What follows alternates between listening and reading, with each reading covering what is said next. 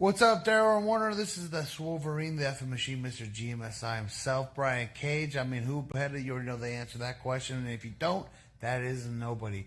Giving you guys a shout out on your podcast, Covalent. And I appreciate you guys being big fans, big supporters, and the best is yet to come. All right, guys, take care.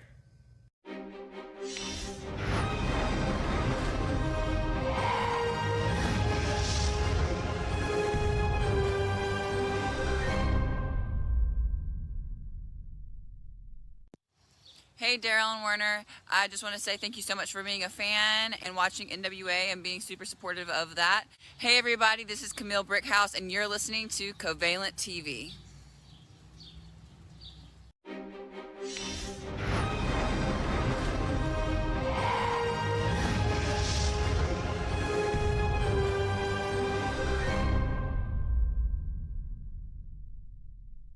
What's up, y'all? It's your girl, La Boricua Badass, the brightest star in the sky, the greatest that beat the greatest, La Boricua Badass, the Flavor Gang leader, and you're watching Covalent TV. Oh,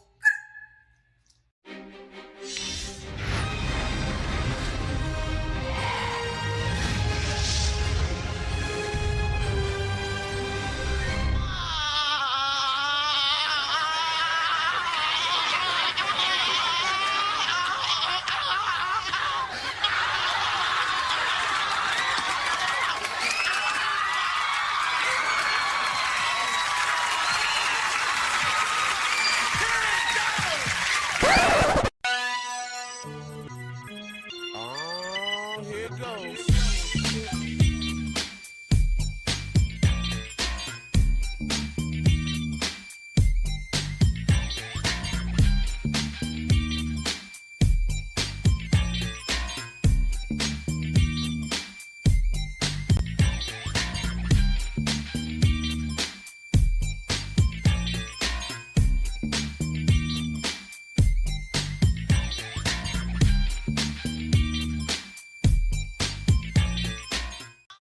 Man, oh man, we might be slipping in the kitchen because y'all motherfuckers think y'all got us figured out. Oh my goodness. So ladies and gentlemen, it is Monday. It is the beginning of the week. We hope your week is off to a good start. I know mine's is. I feel absolutely great. Ladies and gentlemen, never sleep on the Latinas. Okay? Y'all are not here for Latinas. Y'all are here for y'all daily. Well, not daily, because, you know, we don't go live every day, because if we did, y'all would jump out the nearest damn window, especially if we were talking about WWE. So that means, welcome to your WWE Raw Live Review. It's your boy, Mr. Starks, and Big good. what is happening, ladies and gentlemen? What is going on? I am relaxed. I am kicking back. I got my Amiri shirt on. Selena behind me. Werner is at a bar somewhere in a bunker in Meth, Michigan. You know what I'm saying? He's getting it popping in there. There's 3 crackheads behind the camera right now waiting for their opportunity. It is. It is. He got one that break dance. He got one that knows how to herd elephants. Then he got he got another crackhead just named Opie. Opie don't do nothing special. He just named Opie. Okay, everybody put Opie in the comment section, ladies and gentlemen. Okay, shouts out to Opie the crackhead. But guys, y'all know we got a show for y'all, man. Y'all apparently think y'all predict exactly what we gonna say. Y'all don't know what we gonna say. Y'all don't know us. Stop acting like y'all know us like that. You think you know me? Mother's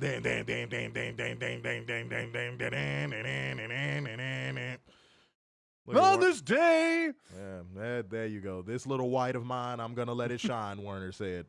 All right, guys. So y'all know what to do, man. True Seekers roll call out the gate after you get through putting Opie in the comment section. True Seekers roll call out the gate. Y'all been slipping in the kitchen. Y'all need to do better. I am not impressed with y'all right now. Y'all need to do better. Get that True Seekers roll call popping. Okay?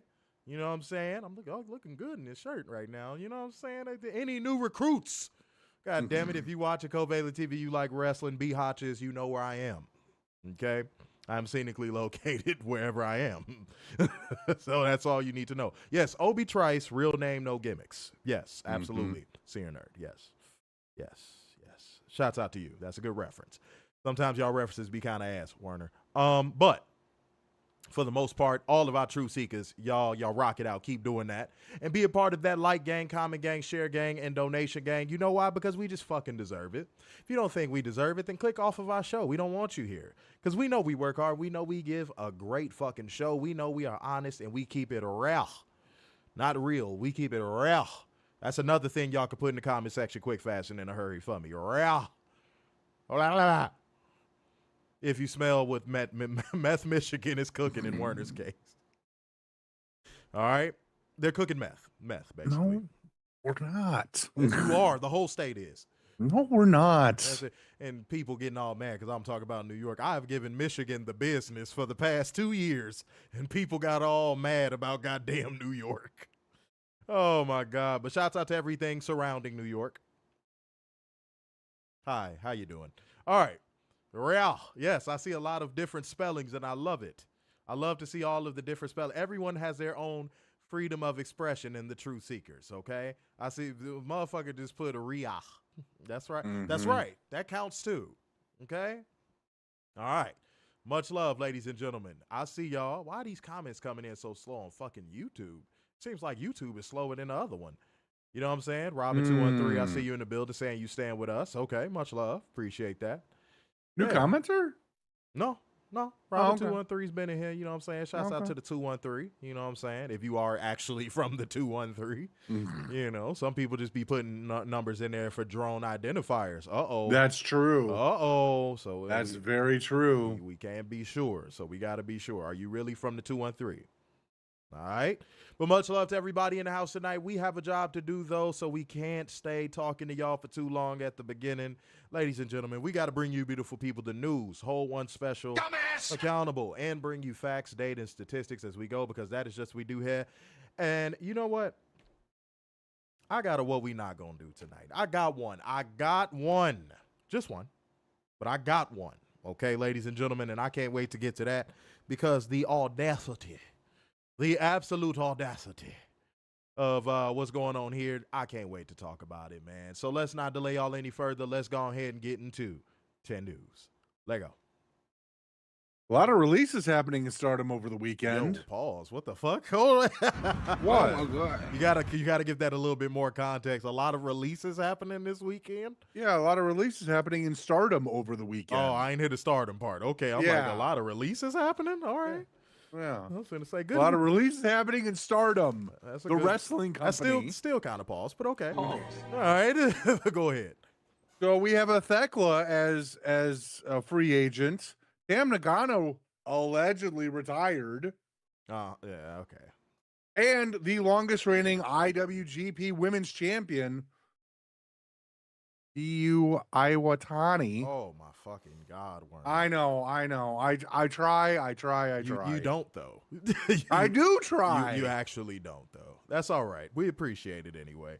But Thekla is the biggest name to look out for out of all those. Tam, if she's really gone, and that's a devastating loss for Joshi Wrestling and all that good stuff. But if Tam is not actually retiring, then in which case, that's the biggest free agent out there coming out of that crop. Okay. Yes. You know what I'm saying? Because I know Thekla is the popular answer to give, for all the people that act like they watch that type of wrestling, but they really don't. But no, if Tam's not retiring, that is the biggest free agent to come out of that crop. Okay. Now, unfortunately, well, not unfortunately, you know what? I'm going to make a revision to what I was going to say. The beautiful thing is now, I don't know what's in the air. It's like one of those things that you could kind of feel it. I can feel it in the air. All right. But I could kind of feel it that, like, after WrestleMania, it seems like you're not hearing, like, that news of, like, this wrestler immediately wants to go to WWE. Right. Like, even the Mariah May news kind of slowed down. Mm-hmm. Anybody else notice that? It's almost like they had a shitty fucking WrestleMania, am I right? Yeah. And a terrible PR week and a half. Yeah. People said week. No, that was a terrible PR week and a damn half. Mm-hmm. Because it was like just when you thought it was over. Here comes more. Yeah, like they just kept piling that shit on. with double downs and in some cases triple downs. But yeah, anybody else notice that after WrestleMania, all that, this person is immediately going to WWE. They immediately are signing a contract. They're immediately being tampered with. Y'all notice that got real quiet? And I just gave the reasons of why I think it got quiet, by the way. I actually just gave y'all the reasons why I think. Like, that PR week and just like, I think a lot of wrestlers, let's have a moment. I'm going to slow down. Sometimes we got to sacrifice entertainment value to actually teach you guys things, okay? Guys, I was behind the scenes. I was in the trenches for everything during WrestleMania week and weekend pretty much. The only thing I really wasn't there for was WrestleMania, literally. Like, I was damn near at everything backstage. There was a different air surrounding the week and weekend, like I predicted, but here's what I think a lot of wrestlers saw. I think a lot of wrestlers saw what happens when WWE's fingerprints are all over the indies for WrestleMania week and weekend and just kind of were like, nah, this ain't it. Everybody kind of felt on edge. Everybody felt kind of tense. You could feel it. Like, the tension was definitely palpable backstage. Like, now, don't get me wrong. People were interacting and having a good time. But it just seemed like everybody was on their best behavior. Does that make sense? And if anybody knows anything about backstage wrestling environments, no one is on their best behavior. There's somebody that they're running around trying to find because their match is fucking next. There's a person that's in the motherfucking locker room sniffing coke. There's another person in the locker room that left a weed stash back there, and now the police are back there, and the promoter has to clear it up. Like, it's a lot going on in a backstage wrestling environment that you guys don't know about. Then there's the group of girls over there in the corner that are gossiping about the other group of girls over there in the other corner. You know, you got some of the backstage guys being creeps and all that good stuff. And it just felt like everybody was being good little soldiers because, oh, WWE might be watching. It might be some WWE officials backstage. And I don't think wrestlers liked that. Because, yeah, all that free agency, oh, my God, this person immediately inked a deal with WWE. After WrestleMania, that got real quiet. And somebody might say, well, maybe people just aren't free agents yet. Bullshit. There's a lot of marquee free agents out there right now. Hammerstone being one of them. There's a lot of marquee free agents out there right now. Thekla just became one. Yep. But I think those people saw that tension that people had to not piss off the machine during WrestleMania week and WrestleMania weekend, that they were just like, you know what? I'm gonna communicate to Tree Sap that maybe this isn't for me, actually. Because Paywall Select is like the chatty patty news. Paywall Select is like all of the wrestlers that he has connections with speak to him, and then he like conveniently puts it behind Paywall Select. So yeah, the fact that you didn't hear a lot of wrestler based news tells you something. I think I brought it up last Friday where I said you noticed that it was real quiet coming out of WrestleMania week, media-wise. It was real quiet. And it was quiet going in. I mean, halfway because WWE was fucking nuking themselves, but, you know, PR-wise. But, like, yeah, like, the media news cycle was very slow. This is probably the slowest it's ever been for Mania. Yeah, it was super slow. That's not a coincidence, ladies and gentlemen. That is not a coincidence. You're talking to somebody that, again, I have inside information. I know what I'm talking about. I just have no interest in being a dirt sheet. I have contacts just like Tree Sap. I have contacts just like, you know, Cheese Platter Insider. I really do, but I'm not interested in being a dirt sheet. I don't want to be wrestling's TMZ. And if I do tell y'all something on the show, I tell y'all that just because I want to pass along the information, because I feel like it's valuable. Y'all notice I don't come on here doing that chatty patty shit unless somebody play with us. And I do that as a warning. I basically go, hey, look, I got some information on you. You might need to be careful. But we not gonna make you go behind no paywall. We not gonna make you support some dweebs. We not gonna make you do anything like that. I'm just gonna give it to you. Respectfully. And that's what it was, guys. Everybody were acting like good. They were acting like good little kids that wanted their lunch and their juice boxes backstage. That WWE presence looming over WrestleMania week and weekend with the indies might have been too much for a lot of these wrestlers. You know how much you love your girl until she move in with you? Mm-hmm. That's what it felt like. That's what it felt like. That's what it felt like. It felt like WWE was the intrusive girlfriend that moved in, start putting her shit on your sink, start putting her shit in your kitchen, start acting like she run your damn house, and then you like, oh, sweetie, this ain't gonna work. It starts off as a bag. Any real player knows this. It starts off with a little hoe bag. Then it develops into some brushes in your bathroom and a toothbrush. Then she started leaving some panties. That's what WWE, but instead of WWE going through like the little mini steps like that, they went straight to moving in U-Hauls. And that might have scared some wrestlers off. See, but this is the stuff no one's going to talk about because, again, they don't want to lose their access. See, but me, I'm not scared. You know why? Because, guys, even with me telling this truth, I still get access to their wrestlers. I know that probably hurts their feelings. But I still get access to their wrestlers. I just dropped a Ray Phoenix interview. Go run up the numbers. So I can't be blackballed. I can't be blackballed. I'm too tapped in. I cannot be blackballed. They can only blackball me up to a certain point because these wrestlers actually fuck with me. Everybody has seen it. Warner has seen it. Matthew Shelton has seen it firsthand. Like literally, these wrestlers actually fuck with me. They actually watch the show. Don't get it twisted by looking at our numbers thinking like, oh, Pete, don't nobody watch this shit. Okay. That ain't what wrestlers have told me in person. Mm-hmm. That refutes every Instagram DM or text message I've gotten from a wrestler.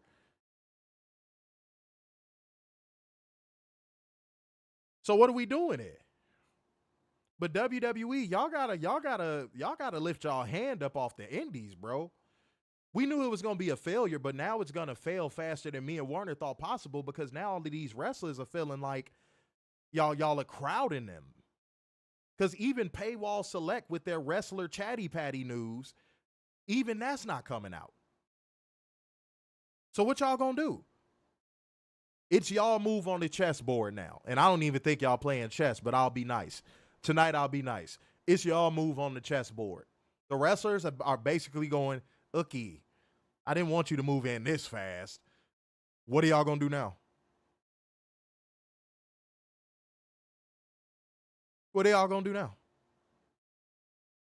And if anybody ever wonders why I repeat these things, and I have to say them over and over, it doesn't stick if it doesn't. Like if I don't say it that way, if I just drop off one little line and leave it at that, then in which case I'd be Werner. No, I'm playing. But no, but what? No, but I can't leave it at one line because I need y'all to get it. I love when people come up to me in person and be like, man, I appreciate you giving the information you do, how you give it, because I'm like, that's the most important thing. I want y'all to hear this shit. So if you ever like, oh man, why you keep repeating this shit over and over? Because guess what? You probably didn't hear it the first time. And if you don't like me doing it, you would hate the military. Mm-hmm. Because you definitely gonna get asked if you understand 4-5 times. All right? But yeah, WWE, man, y'all got to get y'all hands off, man. Y'all got to go hands off. But I think y'all don't want it to be hands off because y'all know that would mean the grip that y'all have is loosening. WWE doesn't want to show any weakness. They don't want to be like, oh, we concede the indies back to being the indies after we already made our overtures. They don't want to do that. They don't want to do that. So they're going to put their hands around the independent scene's necks until they can't anymore. And by the time that grip is loosened, there's going to be a handprint on the neck of the independent scene, and I hate that. And I fucking hate that. It's going to take years for the indie scene to recover. After the damage that the ID program does to it, it is going to take not a lot of years, but like anywhere between 3 to 5 years to recover. Mm-hmm. And it's going to be a lot of deflated egos out there when this inevitably fails. Let me make sure I put that out there too. It's going to be a lot of deflated egos when this program inevitably crashes and burns. Because there's some wrestlers, I'm not going to name no names. I just said a second ago, I'm not going to get on no chatty patty shit. I'm not going to name no names. But there's some wrestlers that are ID'd that was definitely during the collective walking around like their nose was in the fucking air. Like they couldn't shake hands with nobody and introduce themselves. Not just with me. I'm not one of them people. Oh, this person didn't shake my hand, I assume they're an asshole. No, I'm talking about like didn't shake the hands of the people that are producing the show. Ooh. Yeah. And to the people that did that, you know who you are. I don't even need to say your name. You know who you are. And I dare you to lie. I was there. Y'all went straight to the locker room and just changed and went out for y'all match. And anybody knows in a backstage wrestling environment, even if you know the people, you walk back, you introduce yourself. Hi, my name is so-and-so. Nice to meet you. That's what you do. That's what it's like. Even if it's the fucking janitor.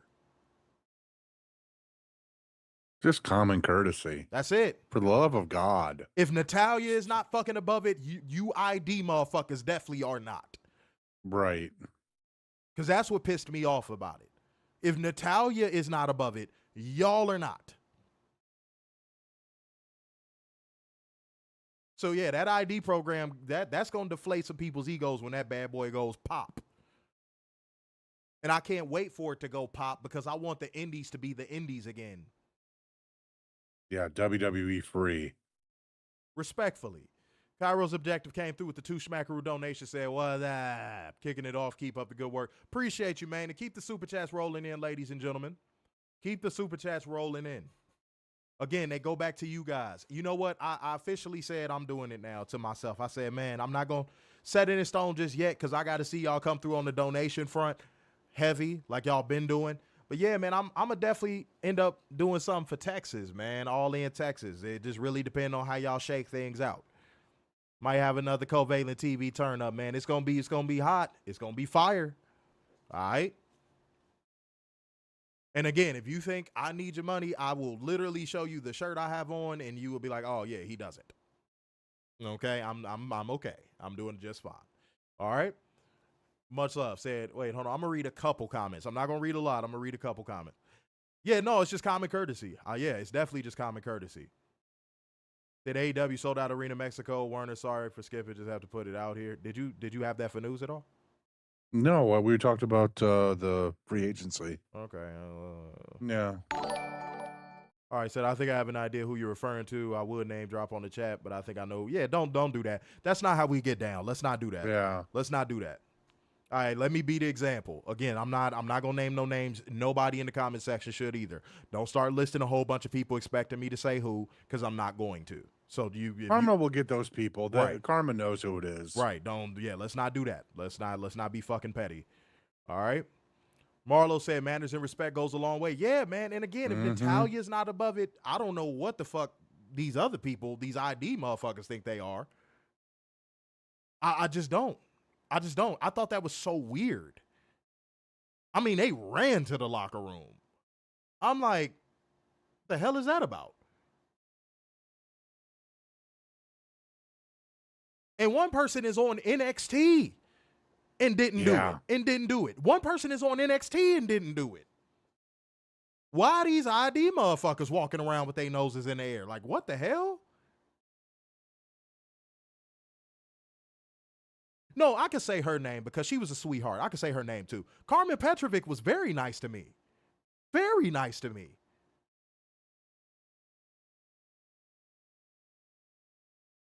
Very. And she really walks around with that fucking katana, by the way. I was like, Jesus Christ. She really walks around with drones. that. Good God, she actually walks around with that motherfucker. I was like, good Lord. No, but yeah, she was a sweetheart. She was so nice. Natalya, obviously, y'all, come on now. Everybody knows Natalya's the shit.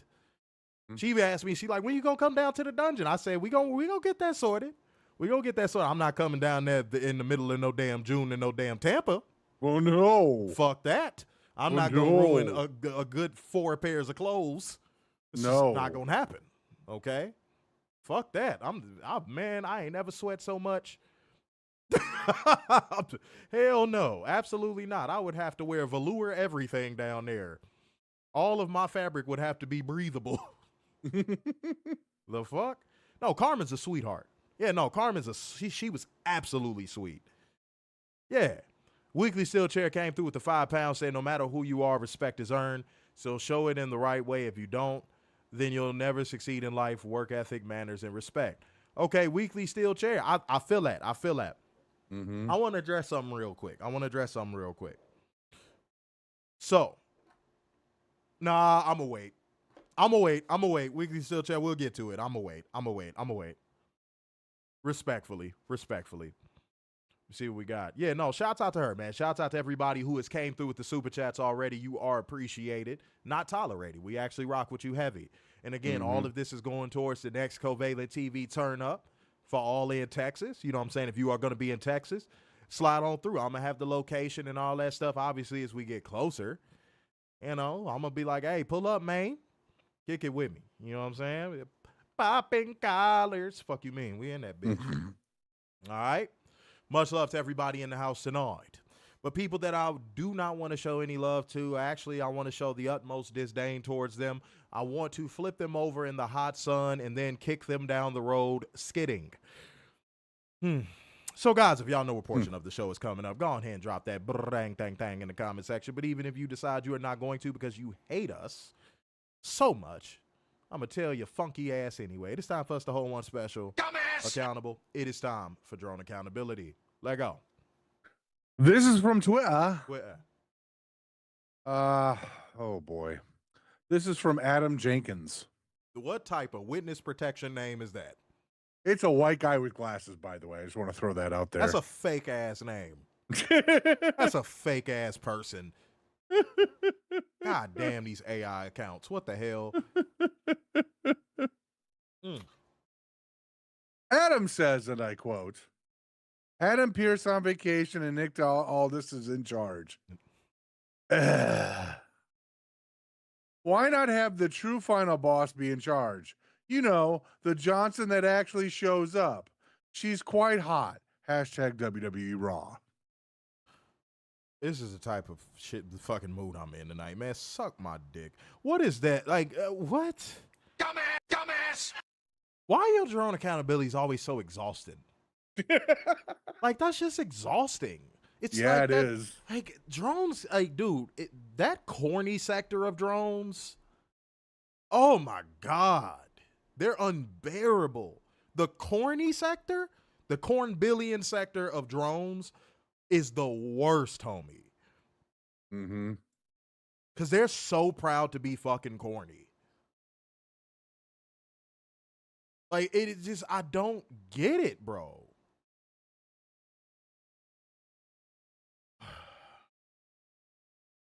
You know what? Warren, today's the day I quit the show, bro.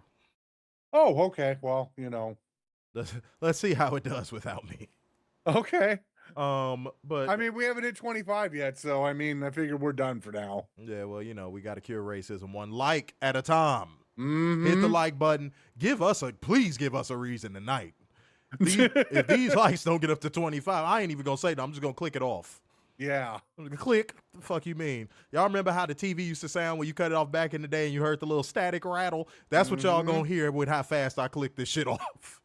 Y'all gonna hear a static rattle come from y'all phones or TVs or wherever you watching us. All right? You got to be old enough to understand that reference right there, by the way. You got to be of a certain age to understand that reference, all right? So my apologies to anybody in here who is under the age of 30. because that was not for you. Okay?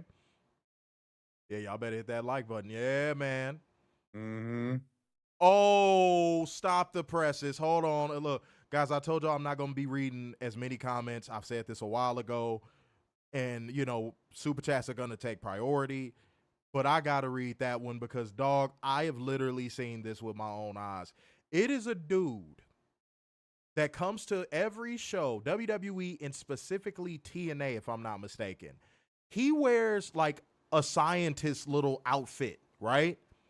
He wears like the little goggles. He dresses like, what's the name of the character in Back to the Future? Oh, Doc Brown. That's it, Doc Brown. He dresses like Doc Brown. And he literally sits there in the crowd commentating the matches. Nobody wants to sit next to this guy. If you have ever been to a show and you've seen him, you know exactly who I'm talking about. No one wants to sit next to this fucking dude. He literally out loud commentates the matches. He'll be like, oh, and a mean uppercut from Chris Bay. And you're like, what the fuck? What the hell? He's weird. What? Homie. Why aren't they kicking this guy out? Homie. Oh, you know why, Werner? Because it's just like fun. It's fun, like Waffle House orders. It's so fun. Oh, God. Speaking of which, I have never seen an interview where a wrestler has been more annoyed by a person than that interview with Tony Storm. I'm not even going to say that motherfucker's name. Y'all know who I'm talking about. Don't put it in the comment section. Good Lord. And before anybody says, any one of his trolls come in, it isn't mad because you can't get an interview with Tony Storm. I've had 3 opportunities, and I've literally just not done it. Because I didn't want to. One of which she asked me, this is a true story. My videographer, if she is watching right now, she will tell you, God's honest. The first time we were going to get it, she walked up to me and was like, hey, so what do you want to do? I'm down to do whatever. What do you want to do? If I'm lying, I'm flying, and there ain't no wings on my back. Yeah, Matthew Shaw, you were there. Right. You saw it with your own eyes. She walked up to me. She actually seeked me out. Am I lying? So before anybody comes in here and tries to hit me with that bullshit, wrong, guess again. Oops. 3 opportunities. See, but me, the timing and the feeling has to be right. That timing and that feeling has to be right. When that timing and that feeling is right, I'll know it. And guess what? Y'all gonna get a Tony Storm interview. You can bet everything on everything I love. Y'all gonna get that Tony Storm interview. I bet you anything. See, I don't have to trap people for interviews, bro. Warren, have we ever cornered off a wrestler for an interview? Never. In our show's history? Never, ever, ever. I don't have to trap a wrestler in a corner for an interview. I don't.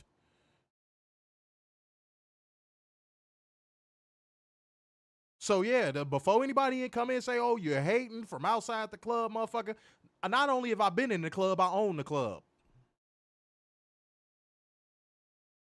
I'm the dude standing at the top of the club looking down at the people partying in the club.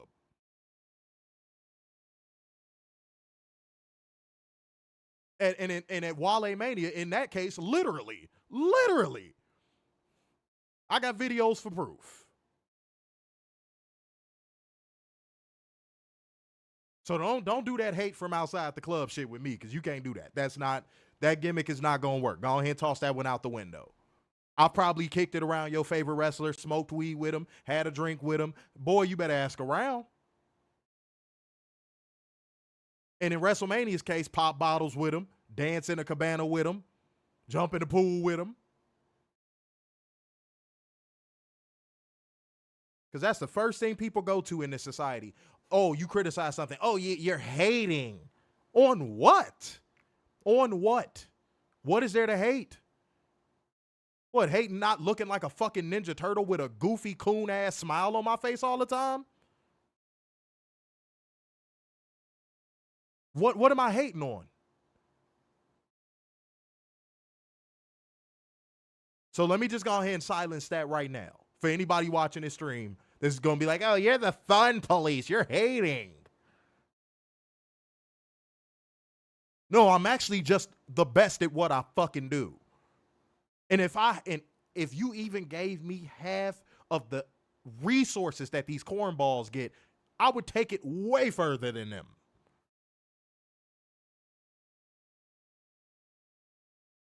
So what is there to hate? Look at what I've done without industry backing. What is there to hate? Look at what I've done without 600 people sitting in our room. What is there to hate? I got Swerve shouting me out in the middle of press conferences. What am I hating on? Let a motherfucker DM me that bullshit. What is there to hate on? Have you seen these people? Again, I'm going to hate on a dude that looks like a Ninja Turtle that walk around smiling like a fucking step and fetch it. Moi? This handsome motherfucker from Chicago with a shirt on that costs more than your bitch's house? Huh? So don't hit me up in my DMs no more with that passive-aggressive bullshit. Why are you saying this about? Because I want to, bitch. What you gonna do about it? What you gonna do about it? A lot of y'all motherfuckers see me in person and ain't got a word to say. What you gonna do about it? I'm calling you soft. What buddy say? What buddy said in that movie? Yeah, I'm calling you soft with a capital T. Soft. I'm calling you soft. What you gonna do? Y'all take this, boy. This wrestling shit gonna get y'all fucked up in these streets. The hell is wrong with y'all? Hating on what? On what? My real life is good. Werner, when I got into it with that customer service rep, and you know who I'm talking about. What was the first thing I said I was gonna say? What did I say the first question was gonna be that I was gonna get this person? I was gonna ask him what his what was like. What his day was like. No, his life. His life. Dude, right. What's your life like? Because, homie, past this wrestling shit, homie, I'm really the man. I'm really the man in my neighborhood. I'm really the man in my city. A lot of these motherfuckers, wrestling is all they got. Wrestling is the only lane where they've ever been popular ever in life. Where they've only, like, what are we doing? Hate on what? Don't ever send me no shit like that in my DMs again. Please. I didn't respond to you. I just blocked you, by the way. Because, like, I'm not even going to dignify that. But I had to dignify it on the show just in case one of you weirdos are thinking of DMing me again. Hate on what? Next time you DM me, make sure you put an outline of hating on what. Put an outline of hating on what. Give me bullet points. Yeah, we need at least 10 bullet points. Yeah, please outline what I am hating on. Please and thank you. Fuck is wrong with y'all? That wasn't even my what we not gonna do. I just had to get that off my chest. All right, guys, it's time for me to hold one special. Dumbass! Accountable. This one is short, sweet, and to the soul because this one is gonna hurt, ladies and gentlemen. This one is a doozy. The doozy train is pulling back up to the station. Drop those train emojis. Not for your girlfriend, but for the stream. Okay?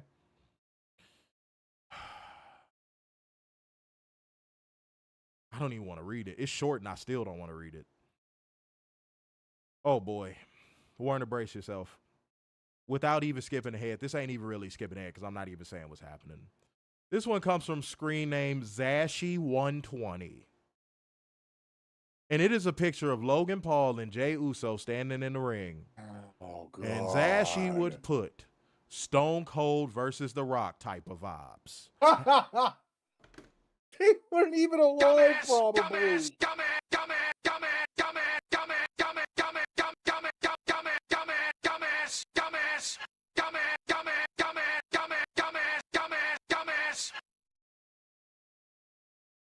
You post 9/11 baby should not be able to have opinions on wrestling.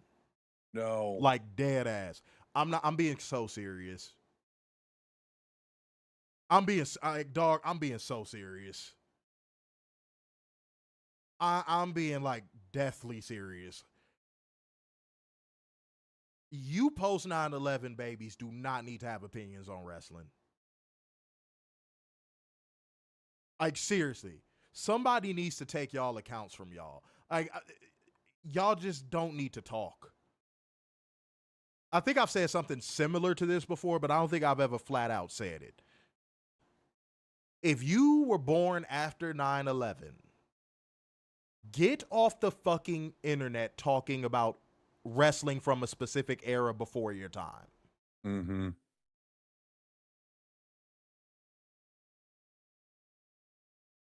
Because that actually happened when wrestling was really hot. See, but here was the problem. WWE just didn't have a band of merry idiots called drones. Oh, excuse me. Didn't have a band of merry idiots called drones that supported the product financially to the level in which they do now. But that was the true hot era in professional wrestling. Stop speaking on an era you know nothing about. Stop. Y'all always put y'all fucking foot in y'all mouths. Stop.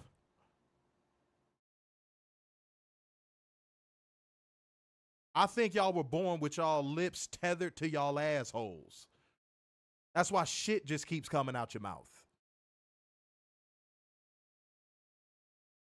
Stop. And Werner, you know what they're going to say. You're gatekeeping. Mm-hmm. You're gatekeeping, boomer.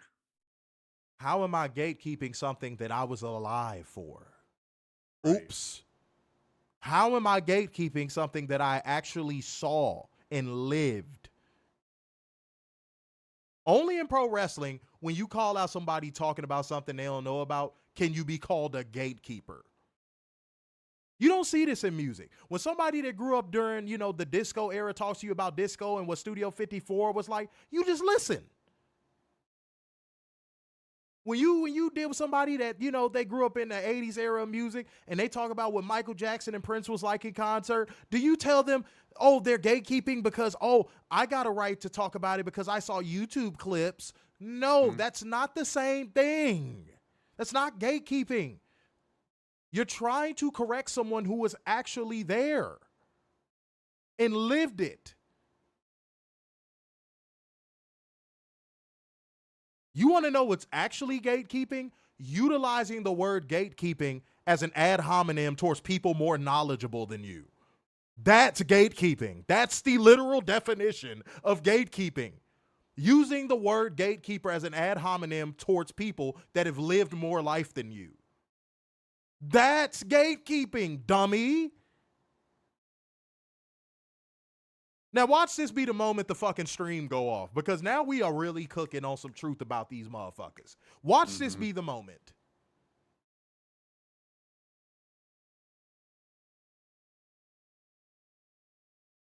That's how stupid y'all sound. You know who calls people gatekeepers? Gatekeepers.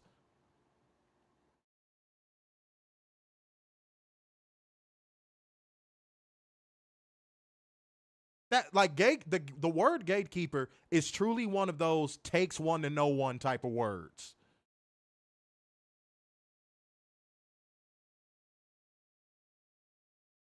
At least in 2025. Because growing up, me and Werner, when you heard the word gatekeeping, it was because an adult just told you, hey, young man, you don't know nothing about this just yet, so hold off. And that was that. And you put your hands up, you right. I don't know nothing about that.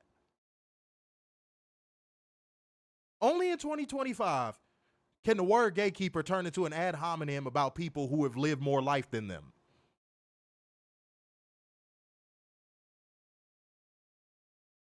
Y'all don't know how slow y'all fucking sound when y'all say that.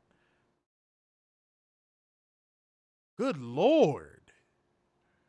I'm so tired of seeing that bullshit. And I agree with anybody, because I think I saw a couple people say it. I think wrestling should be gate kept more, because then we wouldn't get takes like that.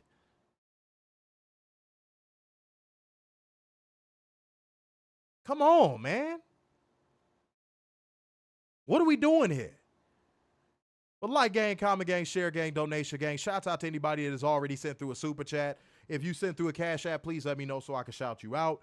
And also, the Streamlabs link still works. Y'all be abandoning that Streamlabs link where we get super chats back. Y'all be like, I'm going with these super chats. Ain't nothing wrong with that. However you want to do it is however you want to do it. But y'all be like, man, fuck all that. All right? But respectfully, though, man. All right, guys. Now it's time to get into what we not going to do. This one, guys, I can knock this one out the park with relative ease. This one is easy. This one is light work. Ladies and gentlemen, what we not gonna do? WWE, what we not gonna do? What we not gonna do? WWE, what we not gonna do? After you anally and financially graped, Warner, graped your fan base for every penny and every bit of virtue they have in Las Vegas, Nevada, you turn around and make front row seats for SummerSlam $40,000.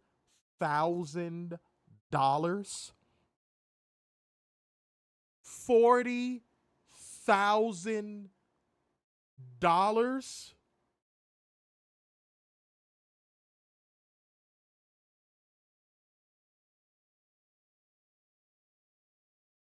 Are you fucking serious?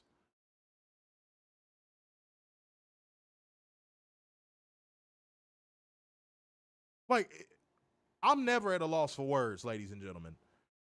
$40,000. I told myself that I was gonna do an experiment with you guys in the comment section for this, and I'm still gonna do it. We want big booty bitches. Hey, Warner, here's your moment. Here's your moment. Bitches. And a booty, and a booty, and a booty, and a booty, and a booty, and a booty, and a booty, and a booty, and a booty, and a booty, and a booty, and a booty, and a booty, and a booty, and a booty, and a booty, and a booty, and a booty, and a booty, and a booty. And Kairo's object said for $40K, they better let the person book or something. Facts. But like, I was gonna do this because I wanna really drive it home, because there's some WWE gatekeepers, and we use it in the proper sense. There's some WWE gatekeepers that do watch our show. I told y'all, I found out that our stuff was being circulated through a Gmail thread with WWE employees. So this is for everybody watching, all the WWE employees, the gatekeepers that watch us. This is for you. I need everybody in the comment section to tell me what you can get with $40,000 right now. Whatever comes to mind. Whatever comes to mind. Since y'all want to watch our show, we gonna show y'all how greedy y'all are. I'm gonna let everybody put in this comment section what you could get with $40,000 fucking dollars. Said 2025 Audi. True. Cash too. Cash too. Not even on a goddamn finance. Cash. Cash. You could drive off the lot. Cash. Said a mobile home. You country as hell. Said a mobile home. Hey, mobile. It's still a home. This motherfucker. I could throw one hell of a hootenanny with that. We're gonna have some sweet tea at that hootenanny. Weekly Steel Chair came through with £2. Said, "How the heck can you justify 40K tickets? You can't." And we're gonna do that for all the WWE gatekeepers that watch our show. We're gonna do that right now. You know what amazes me about this? Okay, Daryl, you're a Bears fan. I'm a Lions fan. There's a few Steelers fans in here, and so on and so forth. When the team gets good, right? Prices go up. What's the first thing you hear on the news? Fans bitching and complaining about prices going up at fill in said stadium to see a better product. Yeah, to see a better product, right? Where's that with WWE fans? Oops. Here's the ultimate visual of, please, sir, thank you, sir, may I have another? Because what's to say next year at Mania, those $40,000 seats are now 50 or paying 60 more for less. or 100. Paying more for less. I've brought up cost to value ratio on this show ad nauseum since year one. Are you getting what you pay for? First of all, there's no wrestling event worth $40,000. No. None. Zero. I want to put that out there first and foremost before anybody says we're biased. But, oh, if this was AEW, you wouldn't say a thing. Well, we don't have to say AEW. You know why? Because front row tickets for All In are $13.50. Mm-hmm. Which is actually affordable. If you planned your travel way ahead of time, $13.50 to sit front row at All In Texas is pretty fucking affordable.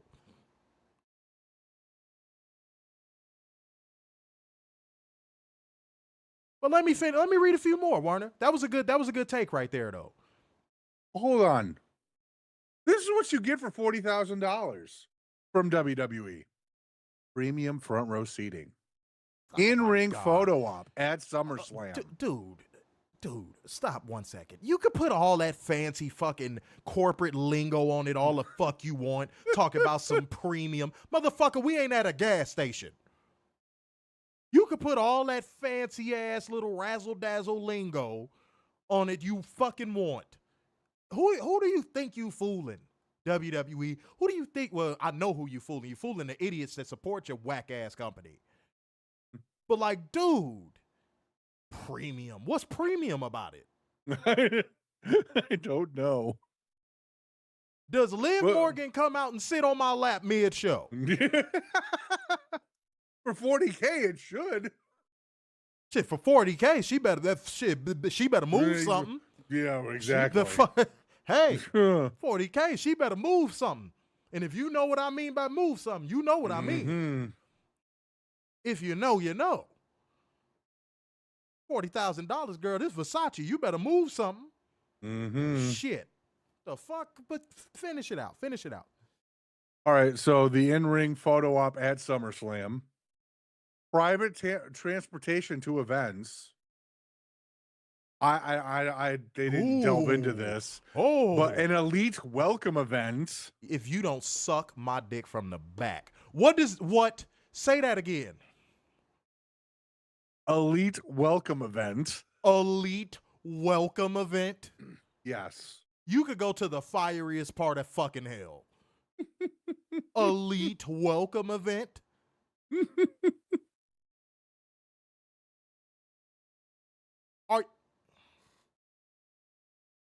Keep going.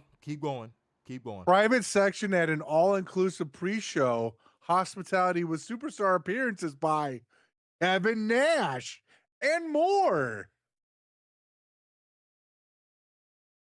Post-show press conference access and desk photo op. Tickets to both nights of SummerSlam. Tickets to SmackDown and Raw. And more. If you call yourself a journalist and you see that a person can buy into a press conference that you so-called work so hard to build your journalistic integrity for, why do you still even cover the company? Right. They basically said there's a price on you motherfuckers for covering our shit.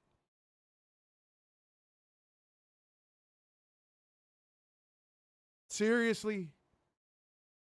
So for all you people that dick ride WWE on a yearly basis in the media, they said you're worth $40,000 or less. So now you have to share a press conference seat with a fan. They said y'all yearly dick sucking is worth $40,000. They Warner, let's not overlook that. No. They said to Paywall Select, Cheese Platter Insider, all these people. Mm-hmm. All the ass kissing y'all give us on a year-round basis is worth $40,000. Here's where you cap out.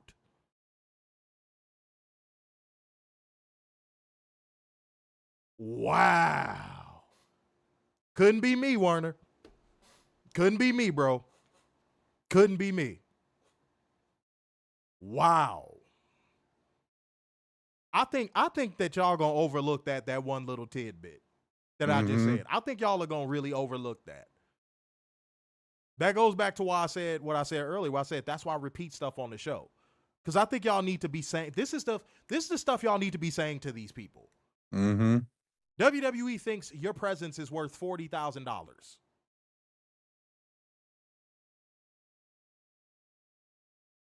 Because basically now you get to sit next to a fan in a press conference for $40,000. Is it a fan though? Because I mean, like for $40K, you're really pricing out 90% of your fan base. 95%. Oh, I'm sorry. I'll update it to the literal word. You have to be a fanatic to do it. Yeah. So you get to sit next to, and look up the literal definition of what fanatic is, ladies and gentlemen. You have to sit next to a fanatic.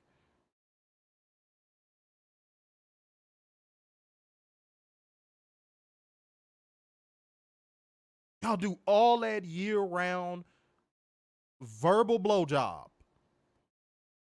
All that verbal fellatio year-round. Just to sit next to a fanatic at the SummerSlam press conference. Yikes. Yikes. Could not be me.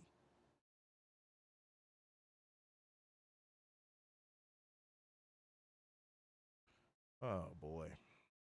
Werner, I got nothing. What else is in this package, or were you done? Pause. No, that was it. The and more. That's it? Yeah, that's all you get for $40K. So you get to watch a trash-ass wrestling show. 2 of them. And you get rides to it. And you get to meet Kevin Nash.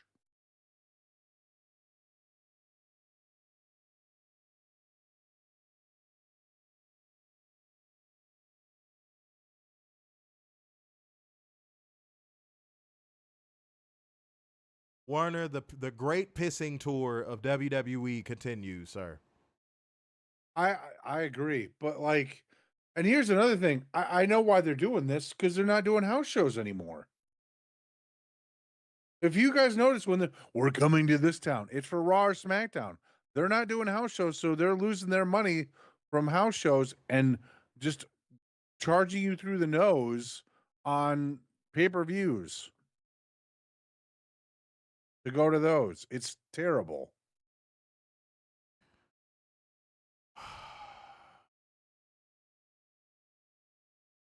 $40,000. Let me read what people said, Werner, because we got sidetracked. Let me read what people said. People saying a brand new car, not only just a brand new car, but like a brand new low tier luxury car. Right. Not like no goddamn Toyota Camry. No, you could get a low tier luxury car for $40,000. You could get a Lincoln. Like, dude, what are we doing?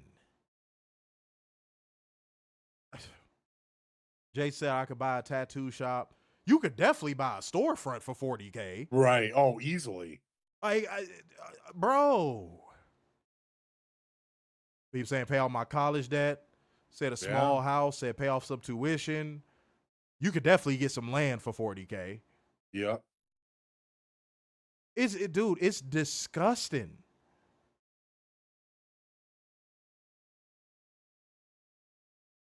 No.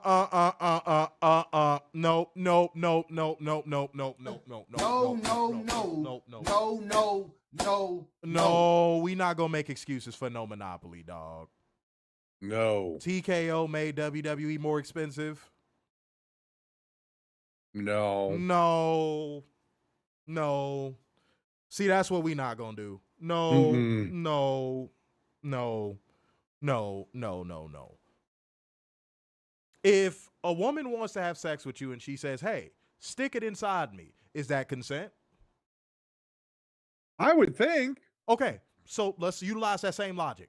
If TKO hands down these prices and WWE goes, yeah, stick it inside me, is that not am I tripping? Warren, am I tripping? WWE has to agree to it. WWE has to be on board. You think WWE can't give pushback and be like, hey, this is going to kind of fuck our fans over. Can we like adjust that price point a little bit? Do you actually believe that? Do you actually believe that? Do you think WWE can give no pushback on this? Don't tell me you one of them people. WWE could definitely give pushback on these prices. If they wanted to, yeah. But they're just smart enough to know that there's people just dumb enough to pay these stupid ass prices. Have we seen an apology letter from WWE for how much they've been charging their fans? No. Then what the fuck are you talking about?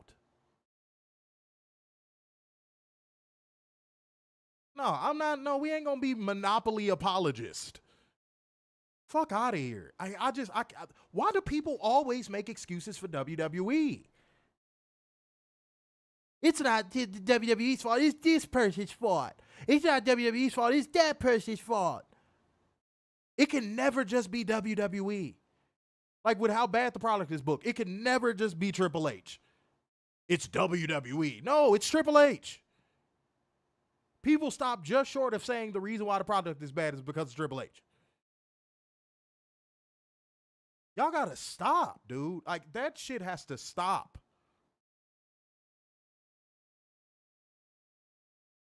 Come on.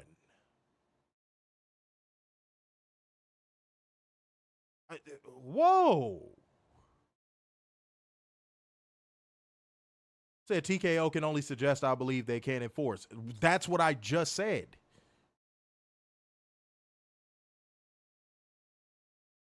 We gonna sit here and act like WWE can't give no pushback on these ridiculous be for real. Be fucking for real. The same way how they could make their product better overnight if they decided to, and they're just choosing not to. They could easily decide not to price gouge their fans. They're choosing to.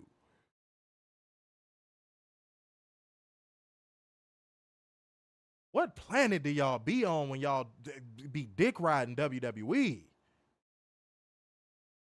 So let's look at the other side of TKO, the UFC, which is far more popular and probably makes far more money than WWE. It's definitely the cash cow TKO, I'm sure. Right. So I decided to look up ticket prices. Before you do that, because I don't want you to lose your point. Warner, didn't TKO Endeavor have to pick up WWE's consumer debt? Yep. Now go. So looking at the other side, UFC, I decided to look up tickets for the next UFC event. Unfortunately, that's in Canada, so I went to the next one after that in New Jersey.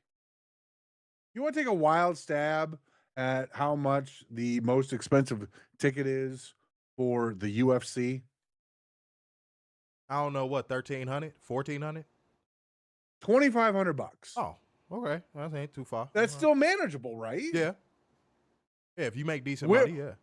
Where's the $40,000 tickets for UFC? Oops. See how easy it is to get caught in that web when you just say shit just to defend WWE for the sake of just trying to defend WWE? You see how easy it is to get caught in that web? We do facts, data, statistics in here. We don't do fanboyism. I grew up with it, so I'm just going to defend it no matter what. Fuck that. Fuck that. What are you talking about? The reason why WWE is so expensive because of TK. Stop it. Stop it. Like, when I see that, it makes me question why you watch our show. You get what I'm saying? We appreciate the viewership, don't get me wrong. But, like, when I see comments like that, it makes me go, why do you watch our show? You probably hate everything we got to say.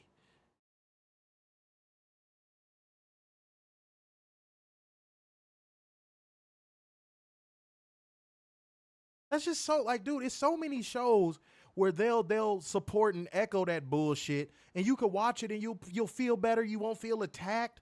Why are you watching our show? Because you know we gonna deal in facts, data, and statistics, and we don't deal in fanboyisms or monopoly love. That's just not what we do here.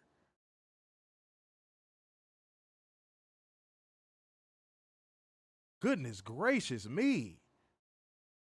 What a like. I'm sorry, and Jack, I'll be seeing you support, but man, that was a brain dead ass comment, dog. Mm-hmm. It's TKO's fault, man. Another TKO company, bull riding.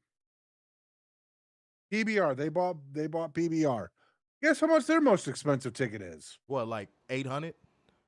$249. Whoa! I was way off. I thought that shit was super popular in the South. And this is from May 8th, or the May 8th show from Corktown Coliseum in Fort Worth, Texas. So with all of this, I'm waiting to hear what the excuse is now. Because I noticed it ain't been a comment since then. What's the excuse now? You see how we bust out, like, you act like we don't have verifiable information we can dive into. And this is like center row seat. And Catherine, you brought up a point that I was going to bring up last. Yeah, dude, we going to act like WWE wasn't price gouging before the merger? Are we really going to pretend?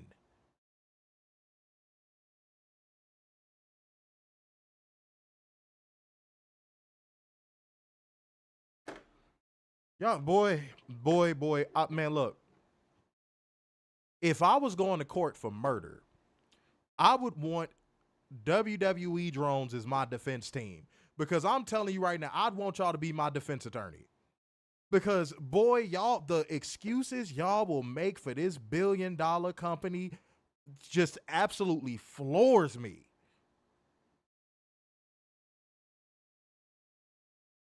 But I bet y'all don't even support y'all local mom and pop. But y'all will sit here and defend WWE. The nerve of you motherfuckers. Dude, I would hire a band of y'all WWE drones to be my defense attorney. Lord, y'all would just annoy the judge into my verdict. Like, god damn. I didn't even want the review to take this tone, but Jesus Christ. Can y'all wake the fuck up?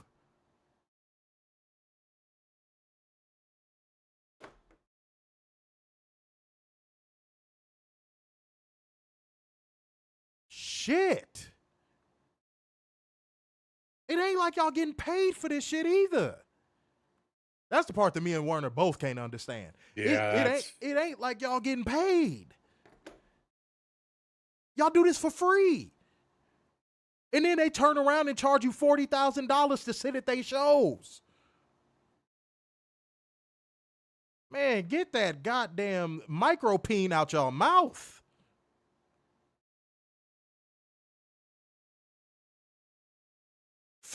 Facts.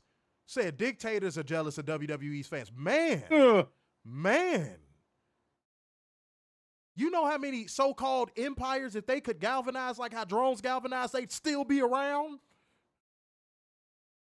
Fuck me. It's been this long since I cussed on like this much on a review. I just, dude, when I saw that comment, it just sent me spiraling. Yeah. No, this is past programming at this point. No, it's well past. This is almost like religious indoctrination. Boy. And if y'all notice, I have been using the word indoctrination more on our reviews when it comes to WWE fans.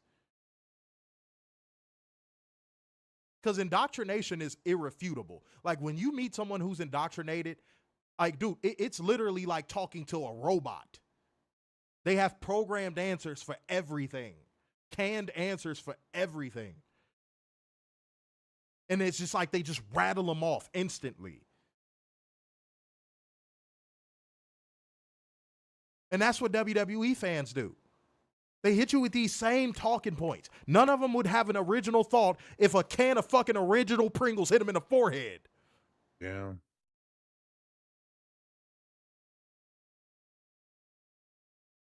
Yeah, it's like blood oath levels. Yeah. What? Can y'all wake the fuck up? They are fucking you.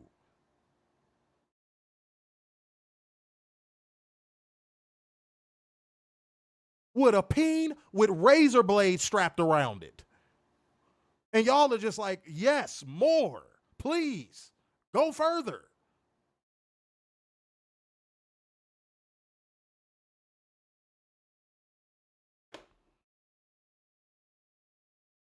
The reason why I did it is because TKO. Man, somebody give me a fucking knife. Whew. Okay. Speaking of the last thing I said, I forgot what I said. I don't give a fuck. That shit threw me off. Guys, it's time to get into the show that we would never go into, Raw, sponsored by Trojan. It's time to get into Monday Night Raw, ladies and gentlemen. Lord.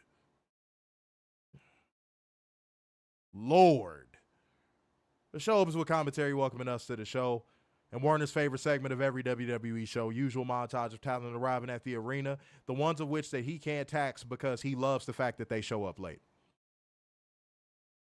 And we're informed, and this was Warner's wet dream personifier, and we're informed that the SmackDown general manager, boring Aldis, will be filling in for Adam Pearce tonight. Pause. Why? Just fucking why? This show continues to be just fucking trash. And then you add this on top of it.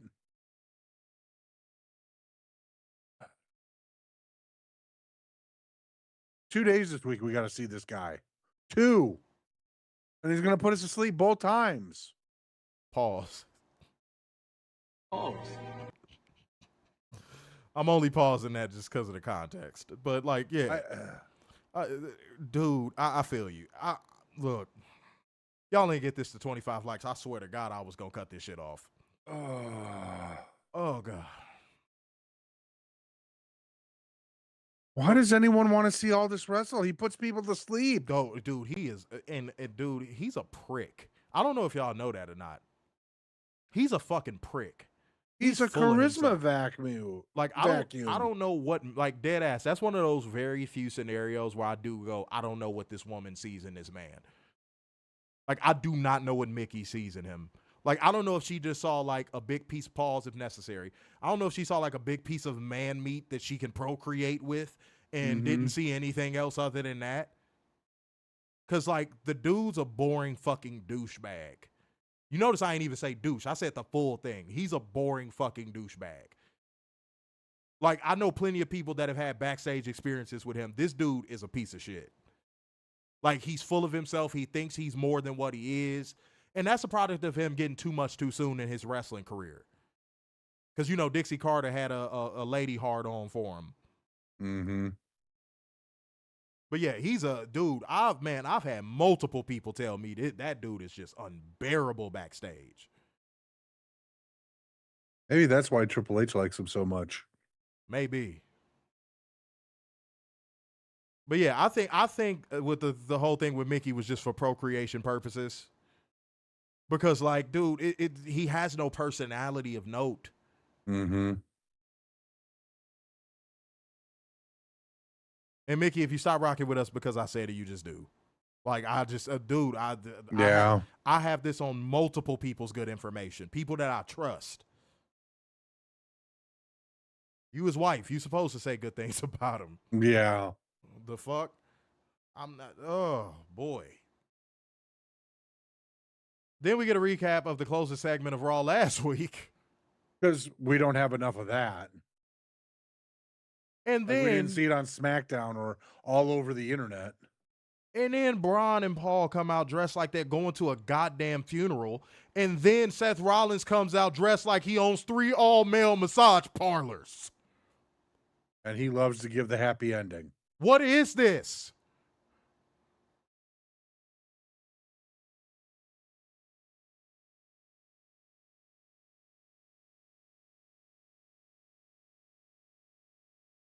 Here's the future of the industry. And dude, if you're a heel, why are you holding up the mic for people to sing your song? Right.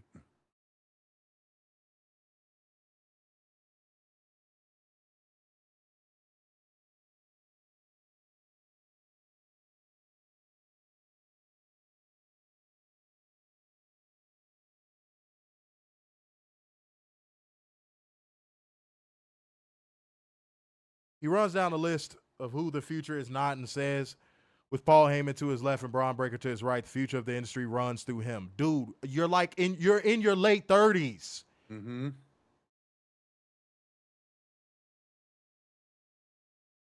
You're washed in the ring now. What are you talking about, dickhead? What are you talking about? And you dress like a sensei from Bussyville. What are you talking about? How do y'all like this shit? And then just when you thought this couldn't get any worse, out comes Sammy fucking Liberal. Yeah. I can't do it, dog. I can't do it. The Canadian Che Guevara I can't do it. had to come out. I can't do it. I can't do it. I can't do it. First of all, remember when I said a while ago, but way before WrestleMania, way before the roast of WrestleMania was announced, that Sammy Liberal is one of those virtue signaling pieces of shit type of individuals where he virtue signals all the time, but then you catch him in hypocrisy all the time too.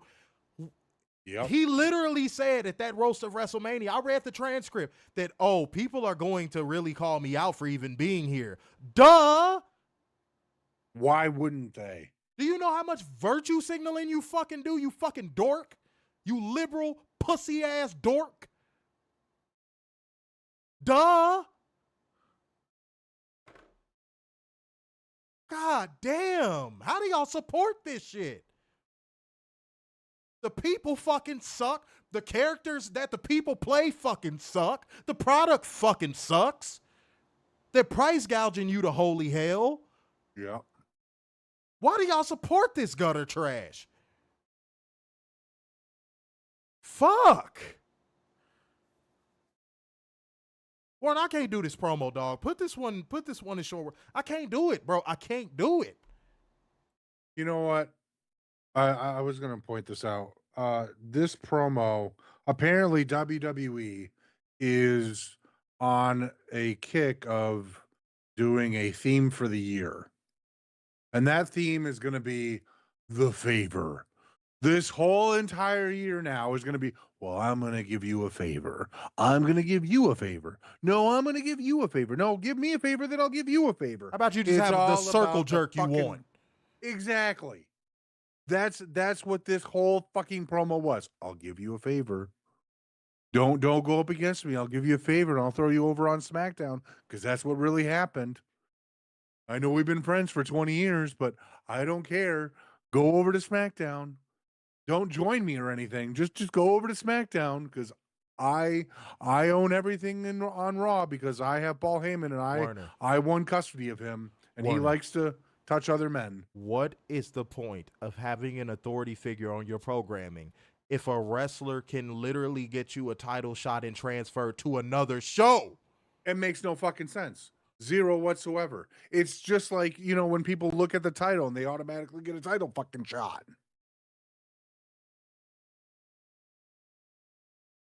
But hey, Paul Levesque, Booker of the Year.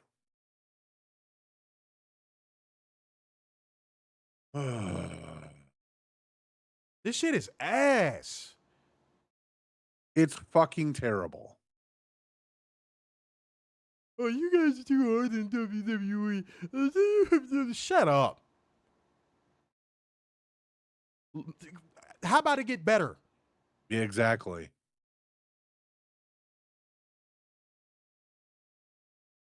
I'll give you this favor if you give me this favor. How about you go to the back and blow each other? Because that's what it sounds like y'all want to do.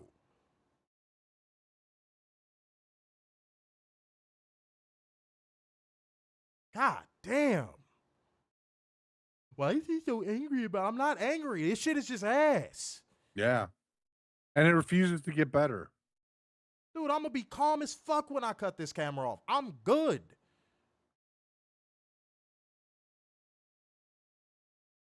It's just ass. And we're just like, we're just mortified at the thought that you motherfuckers will not demand better.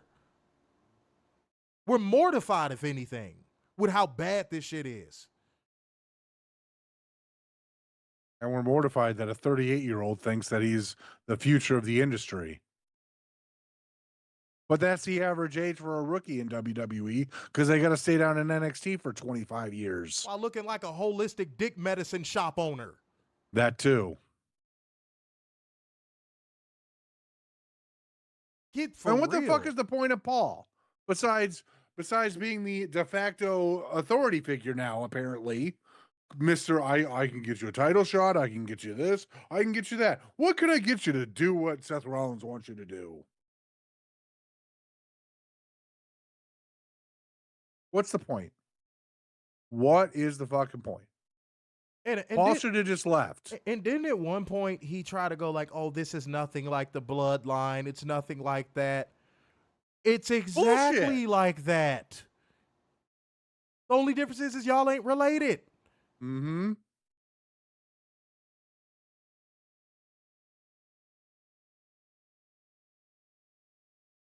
Favor. Moving on.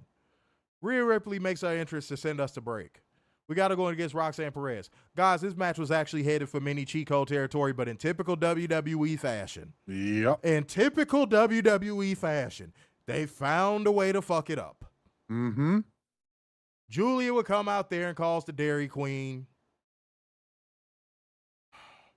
Perez and Julia beat Rhea Ripley. Now Julia's a heel again on the main roster. Here was a great chance to bring Julia up and have her be a baby face. Like, I know she just did the heel turn on NXT. But, like, here's a chance to bring her up as this mega baby face that she's pretty much destined to be. Right. And you bring her up as a heel. Roxanne Perez. And, oh, God, and then you're having Roxanne Perez should be a baby face. I don't get this program. I don't get this program. I don't get the booking. I don't why have her come up and be a heel? She is the youngest person on the fucking roster. She should be that wide-eyed, bushy-tailed rookie and a baby face. Roxanne was killing in this match. Yeah, she did a great job. And shouts out to Rhea for doing good business in this match. And WWE fucked the both of them. Right. This would have been a mini Chico for me if it had a definitive finish. Right. But just to shoot the post-match angle of Roxanne Perez and Julia beating Rhea Ripley down, but Io Sky made the save. A little bit of back and forth, but eventually the baby faces stood tall. Why not just have Roxanne get the sneak pin and win on Rhea Ripley? And then you could still shoot this post-match angle.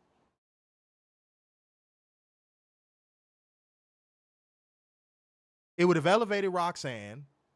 And if you just had to have that segment where Julia and Roxanne beat down Rhea Ripley, it would have looked better because guess what? Roxy was the winner. Mm-hmm. So now she looks like she has the leg up on Rhea Ripley. This is common sense. They don't understand common sense there anymore.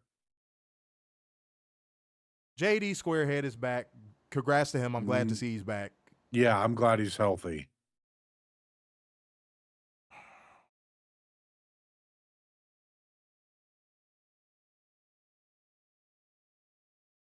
Why are they still doing this building tension with the Judgment Day thing like we give a fuck?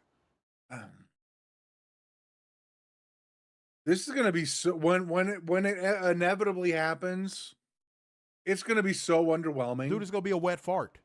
Yeah. And I think a wet fart would be more exciting.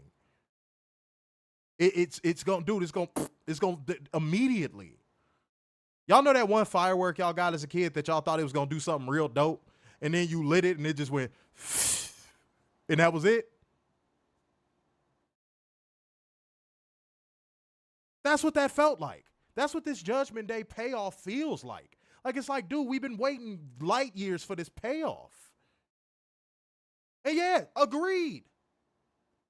Stop it. I agreed. Julia looked like a jobber. She looked like a fucking fourth wheel. Mm-hmm. They will never get that golden opportunity back of bringing Julia up as a mega babyface. They will never get that moment again.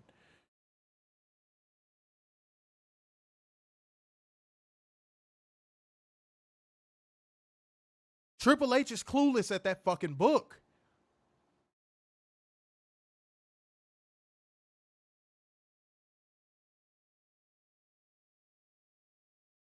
Unbelievable. Jay Uso and Logan Paul had a segment. Jay Uso was talking like fucking Kirk Franklin.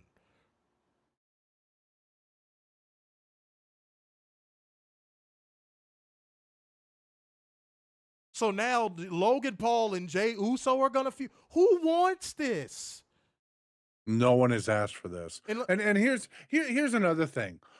Why is it that anytime Logan Paul gets a win, one fucking win, it's automatically, we gotta throw him in the world title picture? Every fucking time. Gets one win. Oh, gotta go up against Roman. Oh, gets another win. Faces, who'd he face? John Cena, Cody Rhodes. Cody Rhodes, yeah. Yeah. Wins one more match. Oh, now he's got to go up against Jey Uso. Warner, here's how you know the jig is up with Jey Uso, dog. Normally, when he would come out and do that stupid ass yeet entrance, right? Mm-hmm. You see all the dorks in that crowd doing it with him. Mm-hmm. Tonight, you maybe saw 30% of the crowd doing it with him. Right. Somebody let me know if I'm reaching. Somebody let me know if I'm reaching. I implore anybody in the comment section right now, any of our truth seekers, to let me know if I'm reaching. At best, you saw 35% of the crowd doing it. At best. You know why? Because the moment's gone. The thrill of the kill is gone. You tried to do that. You tried to manufacture the yes movement with the yeet stuff. And Triple H, you failed. You failed. Now he's coming out there talking like a cocky Kirk Franklin. And that's just going to make the crowd hate him. Because now he's acting like a cocky heel. Am I the only one that got that off of that segment? Mm-hmm. Am I the only one that got that off of that segment? I'm like, is Logan Paul the babyface? He came out there and acted like a fucking heel.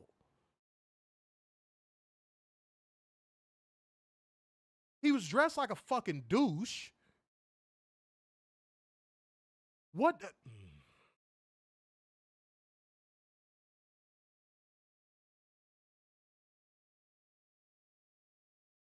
Warren, I got nothing. Speak on it. Speak on it. I got nothing after, like, honestly. Why is he being put in this position every single time? No one wants to see him as a world champion. No one wants to see him as any champion of any kind. No one wants to see him there, period. Yet here we are. This little experiment of trying to get his social media followers over to WWE fans failed. Cut your losses. Past tense. Failed. Yeah, definitely. Failed. Past tense. Get him out. It's not working. There is no ROI. There's no milk in that cow. None. It would have shown itself by now.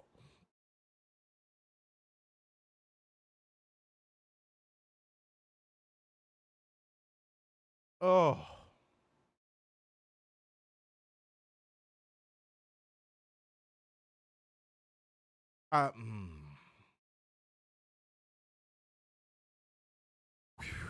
Buddy. Jesus, tap dancing Christ. Okay. War Raiders is Sean Walker backstage. And so is the Judgment Day, and we go to break. We got Finn Balor and JD Swearhead going against the War Raiders. The New Day on commentary. Can I be real? Was I the only one confused? Like, when I was hearing multiple voices. I'm like, who the fuck is that talking? Mm-hmm. Commentary, look, at least this is how I was led to believe. Commentary is supposed to add to a match, not take away from it. This definitely took away today. Because they were shooting the whole... Dude, I was listening to the commentary.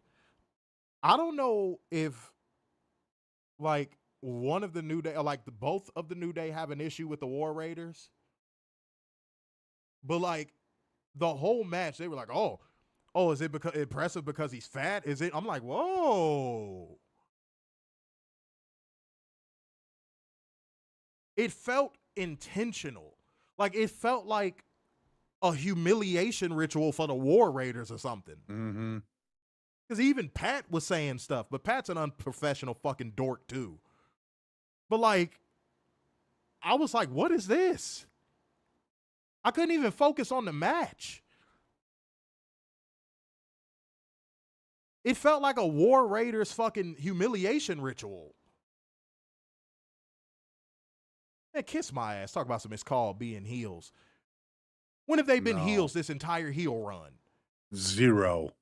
They have done zero anything. We've been watching wrestling long enough to know that. You know what? Just for that, pack you the fuck up. Get the fuck out of here. Fuck is wrong with you? Get your stupid ass out of here. Good Lord. See what I'm saying? Like people go out of their way to defend this terrible ass product. Yeah, they've been shitty heels this whole time. Now all of a sudden they're masterful at heel work. Stop. Be for real. Be serious, dude. Be fucking serious.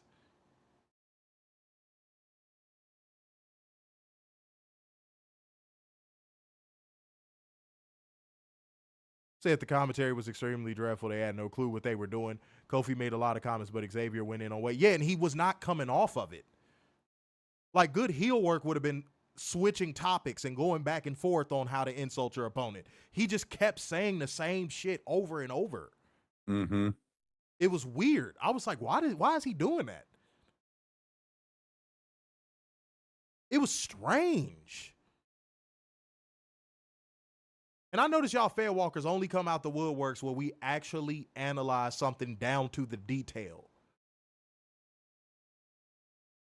I went into the detail of how Xavier Woods was taking away from this match with his commentary, and out comes one of you fucking fair walkers talking about it's called being a good heel. Really? As if y'all actually pay attention to details. As if Fed walkers actually pay attention to details.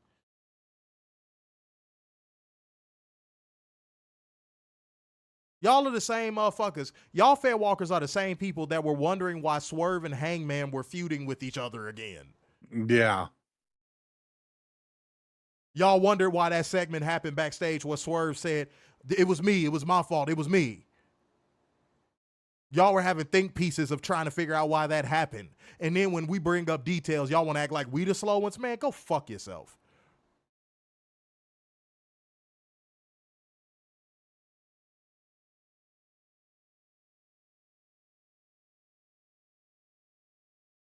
Goodness gracious, y'all drones and y'all fair walkers make me sick.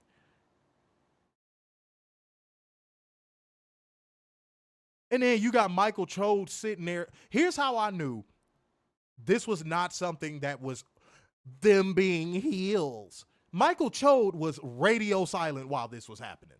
Yep. Michael Chode was radio silent while all of this was going on.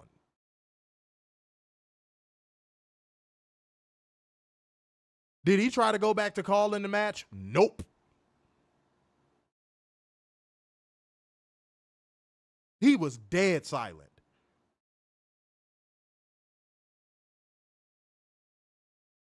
And how many times have we heard over the years, if you hear a commentator on WWE TV go quiet, it's because somebody's yelling at you in your headset? How many times have we heard that? How many WWE commentators have said that? All of them, I would think. I've heard JR say it a bunch of times. I've heard King say it a bunch of times. Mick Foley said it. Mm-hmm. Mick Foley said it. And he was on commentary for a hot second. They're just being good heels, man. Get off yo. All right. They thought you probably, I bet you thought that was a gotcha moment, didn't you? You probably thought that was a gotcha moment. Wrong. Hell is wrong with you? War Raiders won by pinfall with War Machine on JD Squarehead. The dude just came back from almost pretty much damn near dying for your company, and you have him jobbed to the War Raiders. Booker of the Year stuff right there, Paul. Booker of the Year.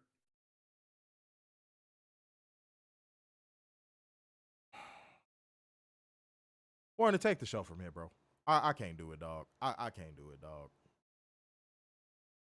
I'm at my wit's end, man. Alrighty, up next we got Otis meeting with Sami Zayn backstage for some reason. But left after Heyman entered. Heyman said that he and Zayn were OG bloodline. Zayn said that that might be true, but Heyman blew that all up after what he did. Heyman said Rollins viewed himself as the vanguard of the industry's future. Who uses that language? Can someone tell me? Anyone? Anyone in the back? Can someone tell me when they say, oh, well, this person's the vanguard of this? No!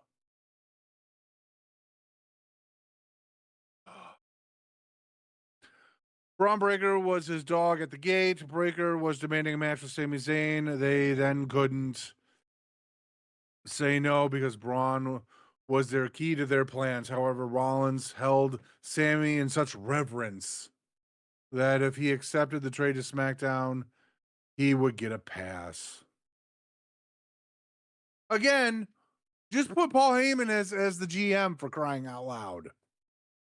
He could still do his damn role as the fucking parrot wise man nonsense and still be the GM.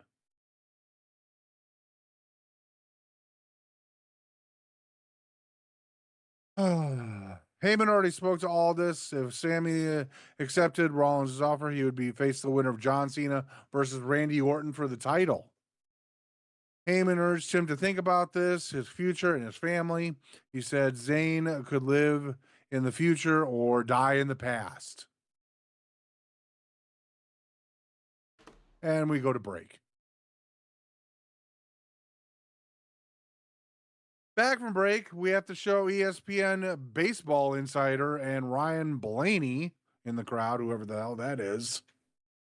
Which I'm sure a lot of WWE fans were like, who's that guy? I only watch WWE.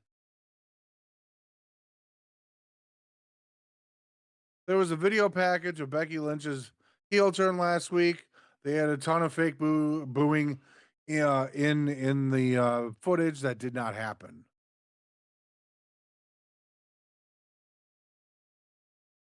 Becky shows up and gives a nothing burger of a promo. She went to the John Cena book of how to cut a promo. This was fucking terrible. She said she took out Bayley. She's the industry standard, all this nonsense. Lyra shows up talking about how she's hurt. What? Warner. Becky's voice is like a pterodactyl's beak screeching against the side of a skyscraper. I cannot handle Becky Lynch's fucking voice. Dude, I cannot handle Becky Lynch's. Like, it doesn't know if it wants to be masculine, feminine, or in between. It sounds like she's going through fucking puberty. Her subject matter and her content in this promo was fucking garbage. Dude, you can't claim victimhood when you've been the Yankees. Mm-hmm. Now go.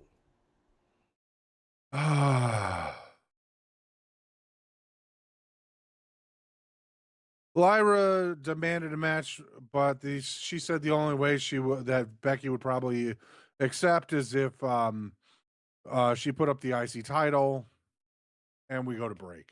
I just this was so boring. Like, this took up way too much time. There was nothing worth anything in this. It was a bunch of just throw up. Warner. That's all this was. It was awkward. It was boring as fuck. The fans don't want to get behind either one of them. And you can tell. You could tell the audience is ready to move past Becky Lynch as a wrestler at this point. Yes. Just like you could tell the audience is ready to move past Charlotte as a wrestler at this point. Becky, just fuck off. Just fuck off. Do the right thing. Do good business. Put Lyra over again. Mm-hmm. And fuck off.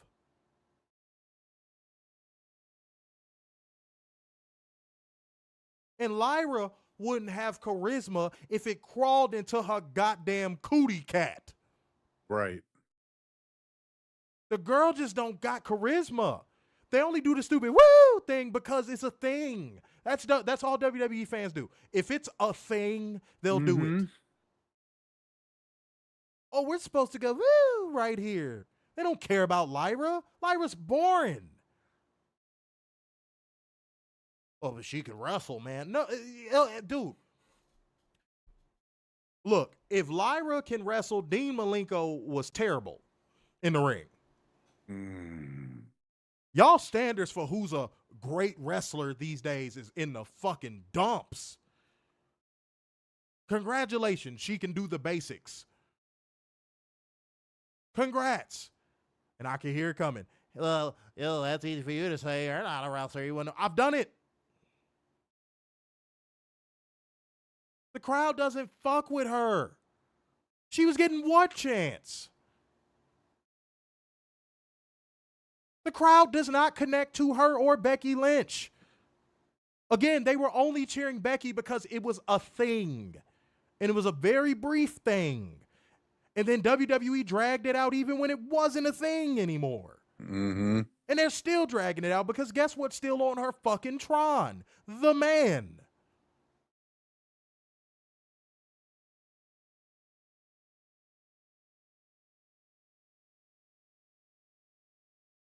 God damn. WWE does not know when to trim the fat. They don't. No, they really no, because they're still in. They got a hoard. They got a hoard away from AEW. Hoard away this. Hoard away that. Because oh my God, God forbid if AEW get a little momentum, can't have that.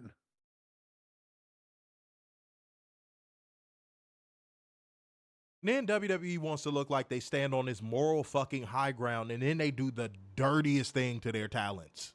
Yep.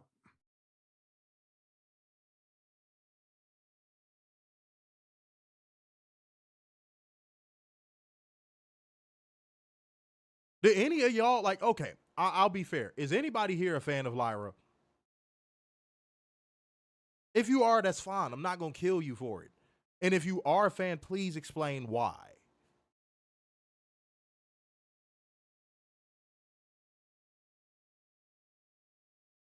And when she was talking, I was like, good Lord. Is she slow? And I'm not trying to be funny. I'm not trying to be disrespectful. I dead ass was listening to her talk. I'm like, is she slow or something?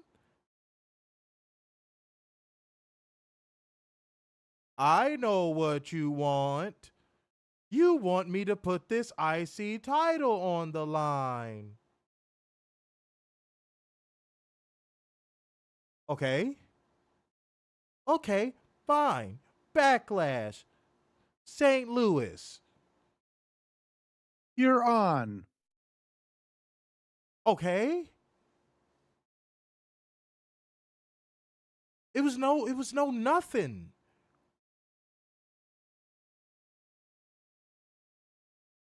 And that was Becky Lynch too before Nia punched her in the face. Literally, the Lyra you see right now was Becky before Nia punched her in the face. So now we just need Nia to break Lyra's face. This was Becky at one point. I know all you Becky simps, that might be so hard for you to believe. Yeah, go back to a 2017 promo of Becky. She got Yikes. no love. She got no love. None.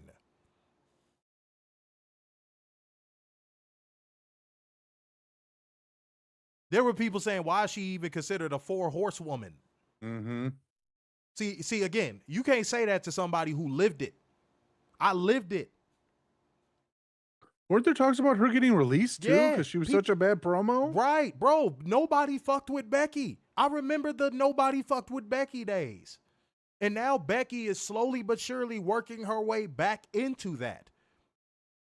You know, because everything is a cycle. Mm-hmm. She's working her way right back into that category.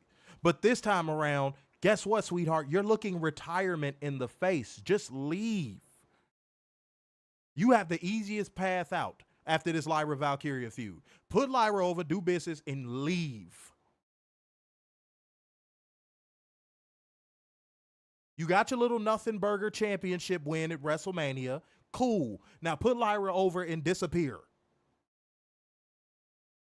You're not needed.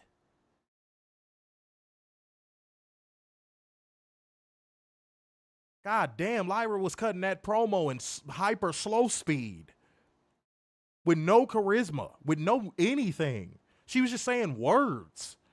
Mm-hmm.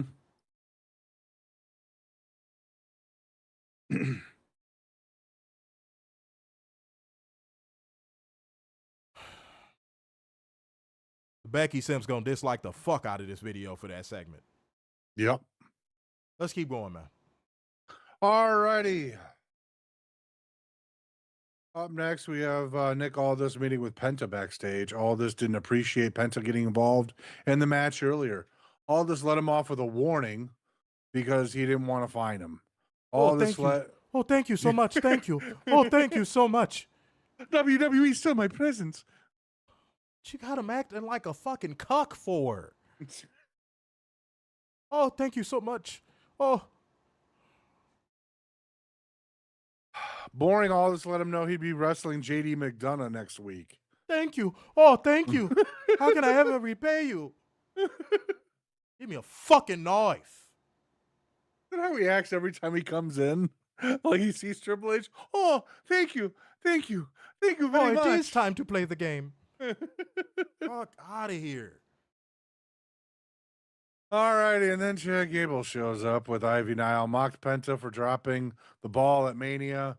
Gable said his favorite part of was watching his useless brother Phoenix lose to Grande Americano.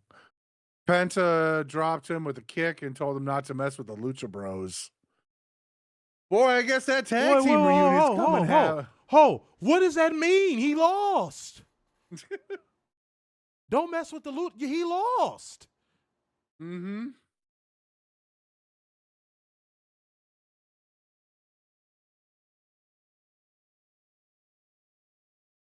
Don't mess with the Lucha Bro. Homie, your brother lost.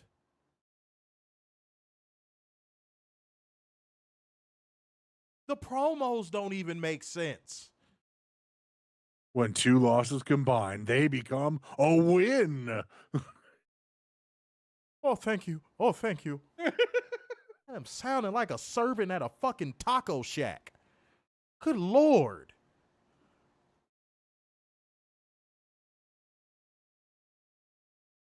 Oh, God. All right, back from break, we get Miro the Redeemer video package. He described AEW as hell. Yes.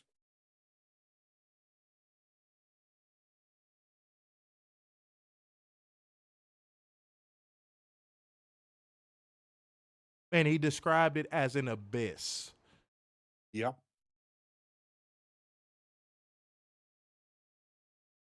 Homie, you got a match with Otis coming up. You want to call AEW hell. Do I need to say anything else? Homie, you got a match coming up with Otis.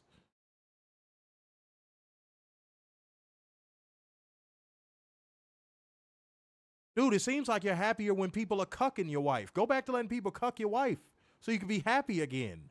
Right. And then you called it an abyss and you called it hell. And then you turn around and use the same gimmick from that abyss in hell. Mm-hmm.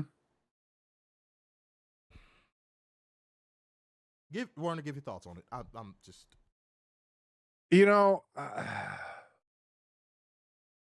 For a place that doesn't make stars, AEW's done a bang-up job. I mean, every WWE person that's jumped from AEW has had their same presentation from AEW. Fuck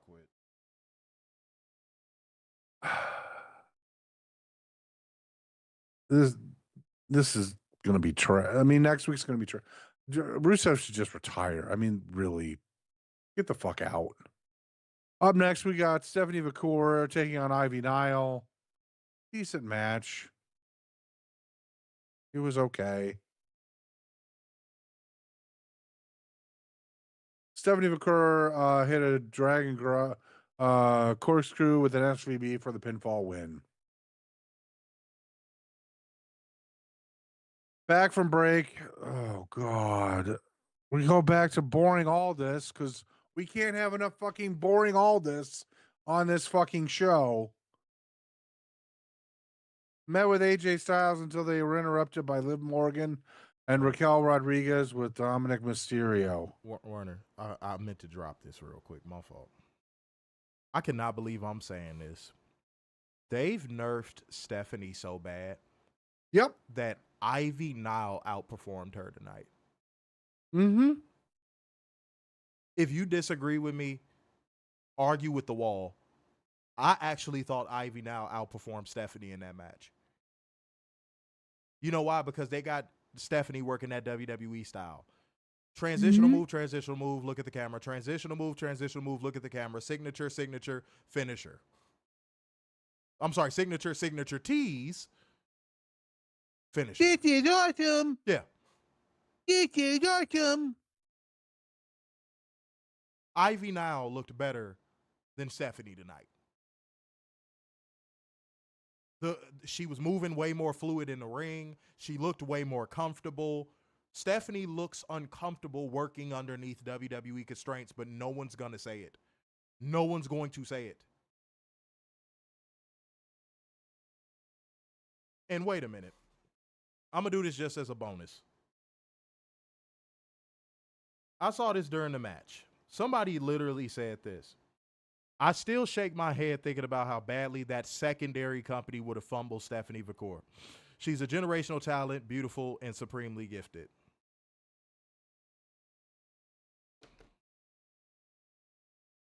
She would have been currently booked better. She would currently be making more money, and I have that on good information. That's a little bit of insider info. She'd be making more money. And she would be way more fulfilled, and her moveset wouldn't be cut by 95%.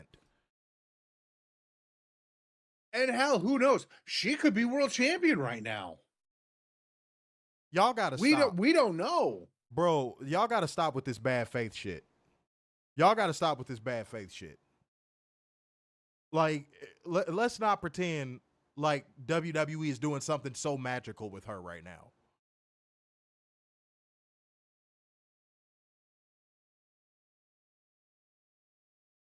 Let's not, okay? Okay, that's all I ask. Now you continue, Warner. I just want to put that out there.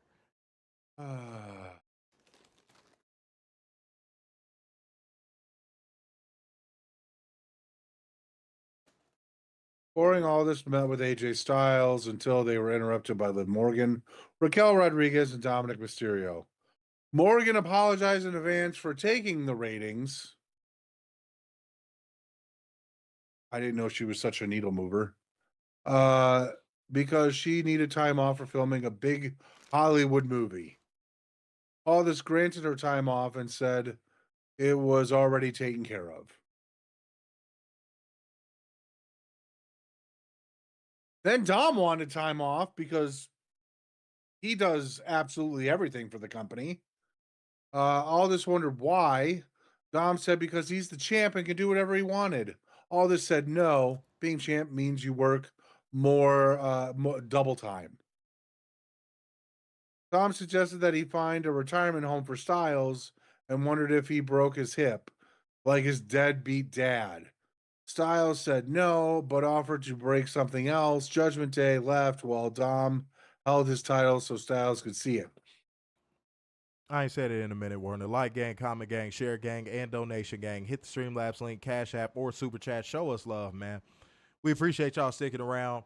I knew tonight's review was going to be this because me and Warner, before the show even started, were talking about how bad this shit was. Go ahead. Here we're back again to let's stare at a title. You get a title shot. Ooh.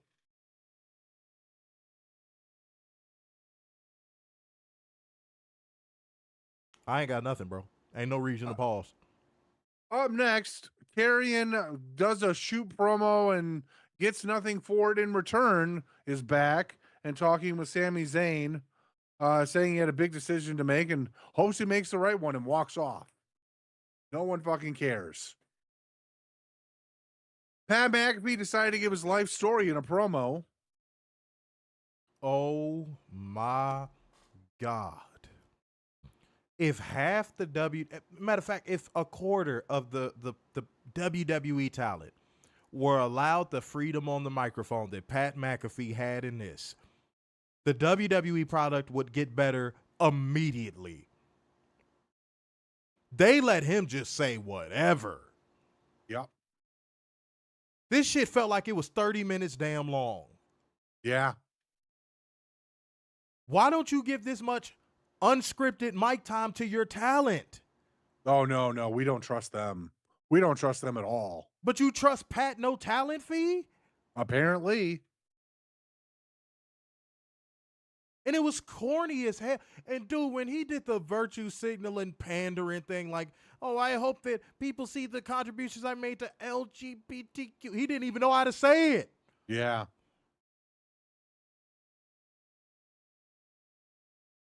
Yeah, dude, you WWE fans. How?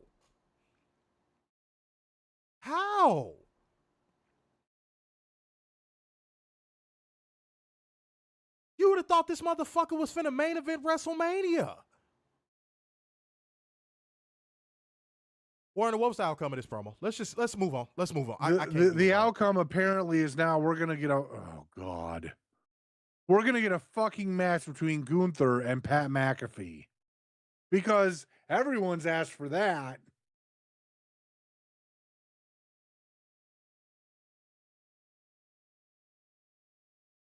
Back from break, Jey Uso met with Sami Zayn.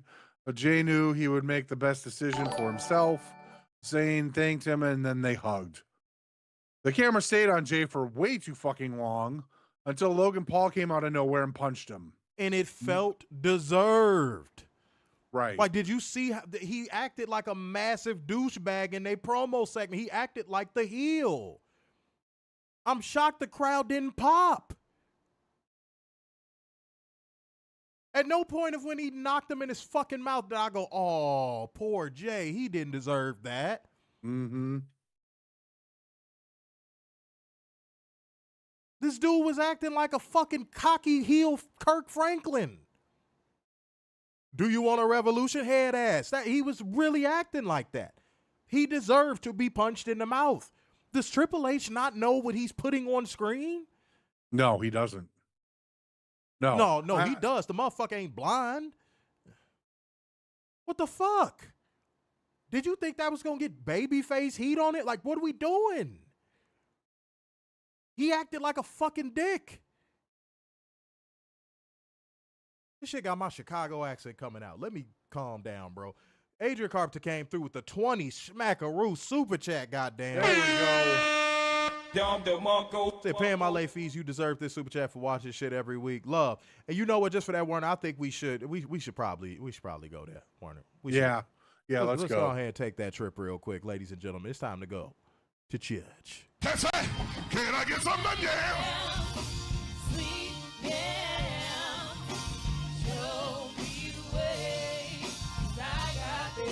One more time. Come on, y'all love it.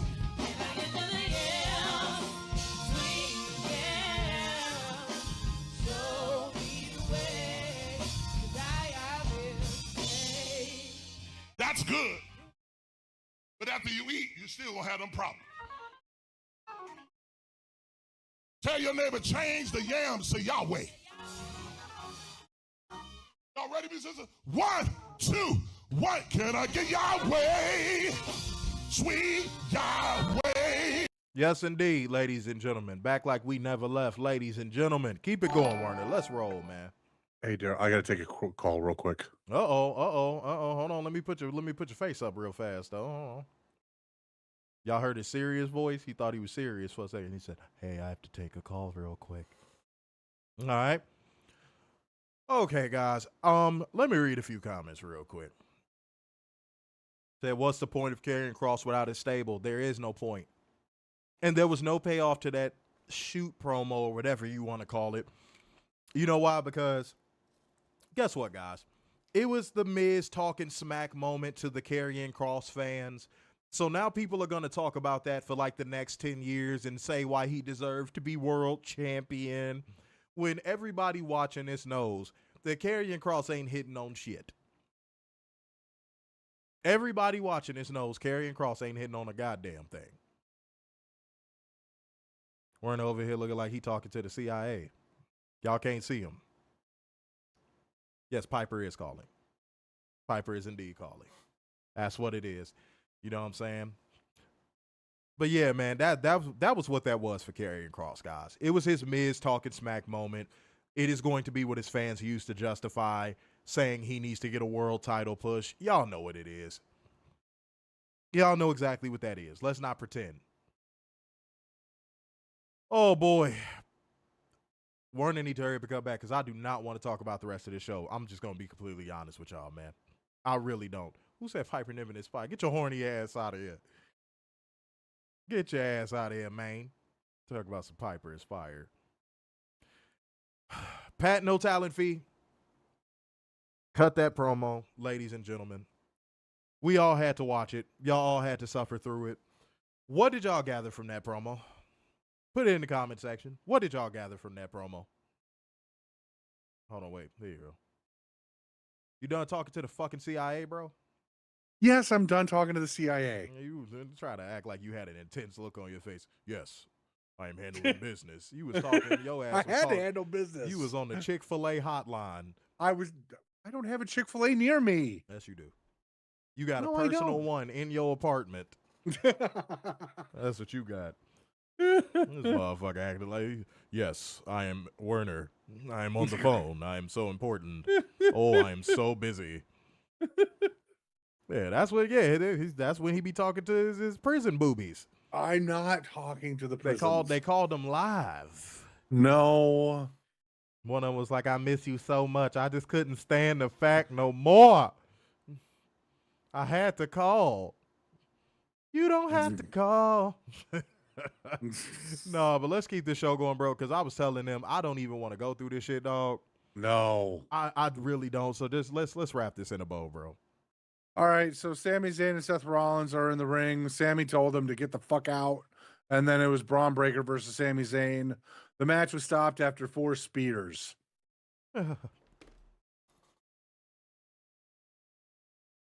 And the fans couldn't stop chanting, couldn't help themselves. One more time, one more time, one more time, one more time, one more time, one more time, one more time. Goldberg, you're going to need a new finisher when you come back, bro. Yeah, because if you do more than 4 spears, the match is over. Yep.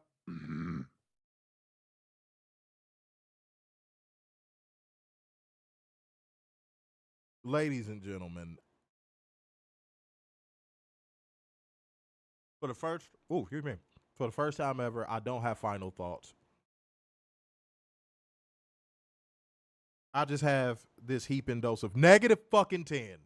God awful show. Triple H cannot book to save his life. Negative 10.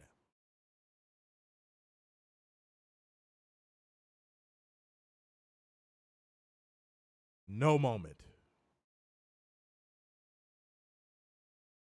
Negative 10, no moment. I just, what is there to say? Y'all 2 fucking matches on a 2.5-hour show. 2 matches.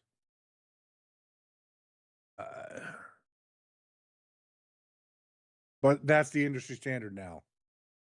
2 matches. Oh, well, when you tell the story, that's all you need.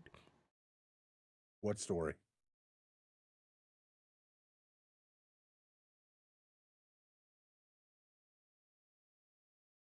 Clear air. Not everything. I'm gonna repeat what I said earlier because some people need to hear it. Not everything that is being criticized in this lifetime means someone is hating. Mm-hmm. Okay. Sometimes a person might be giving you criticism because they want to see you develop, get better, grow. Then, yeah, there are people that give criticism just to be fucking dickheads and they just want to criticize just for the sake of criticizing. But as an adult, you should be able to identify the difference. Not everything is goddamn hating. Especially when it ain't nothing to hate on. Let me drive that point right through the goddamn tunnel right there. Especially when it ain't nothing to hate on.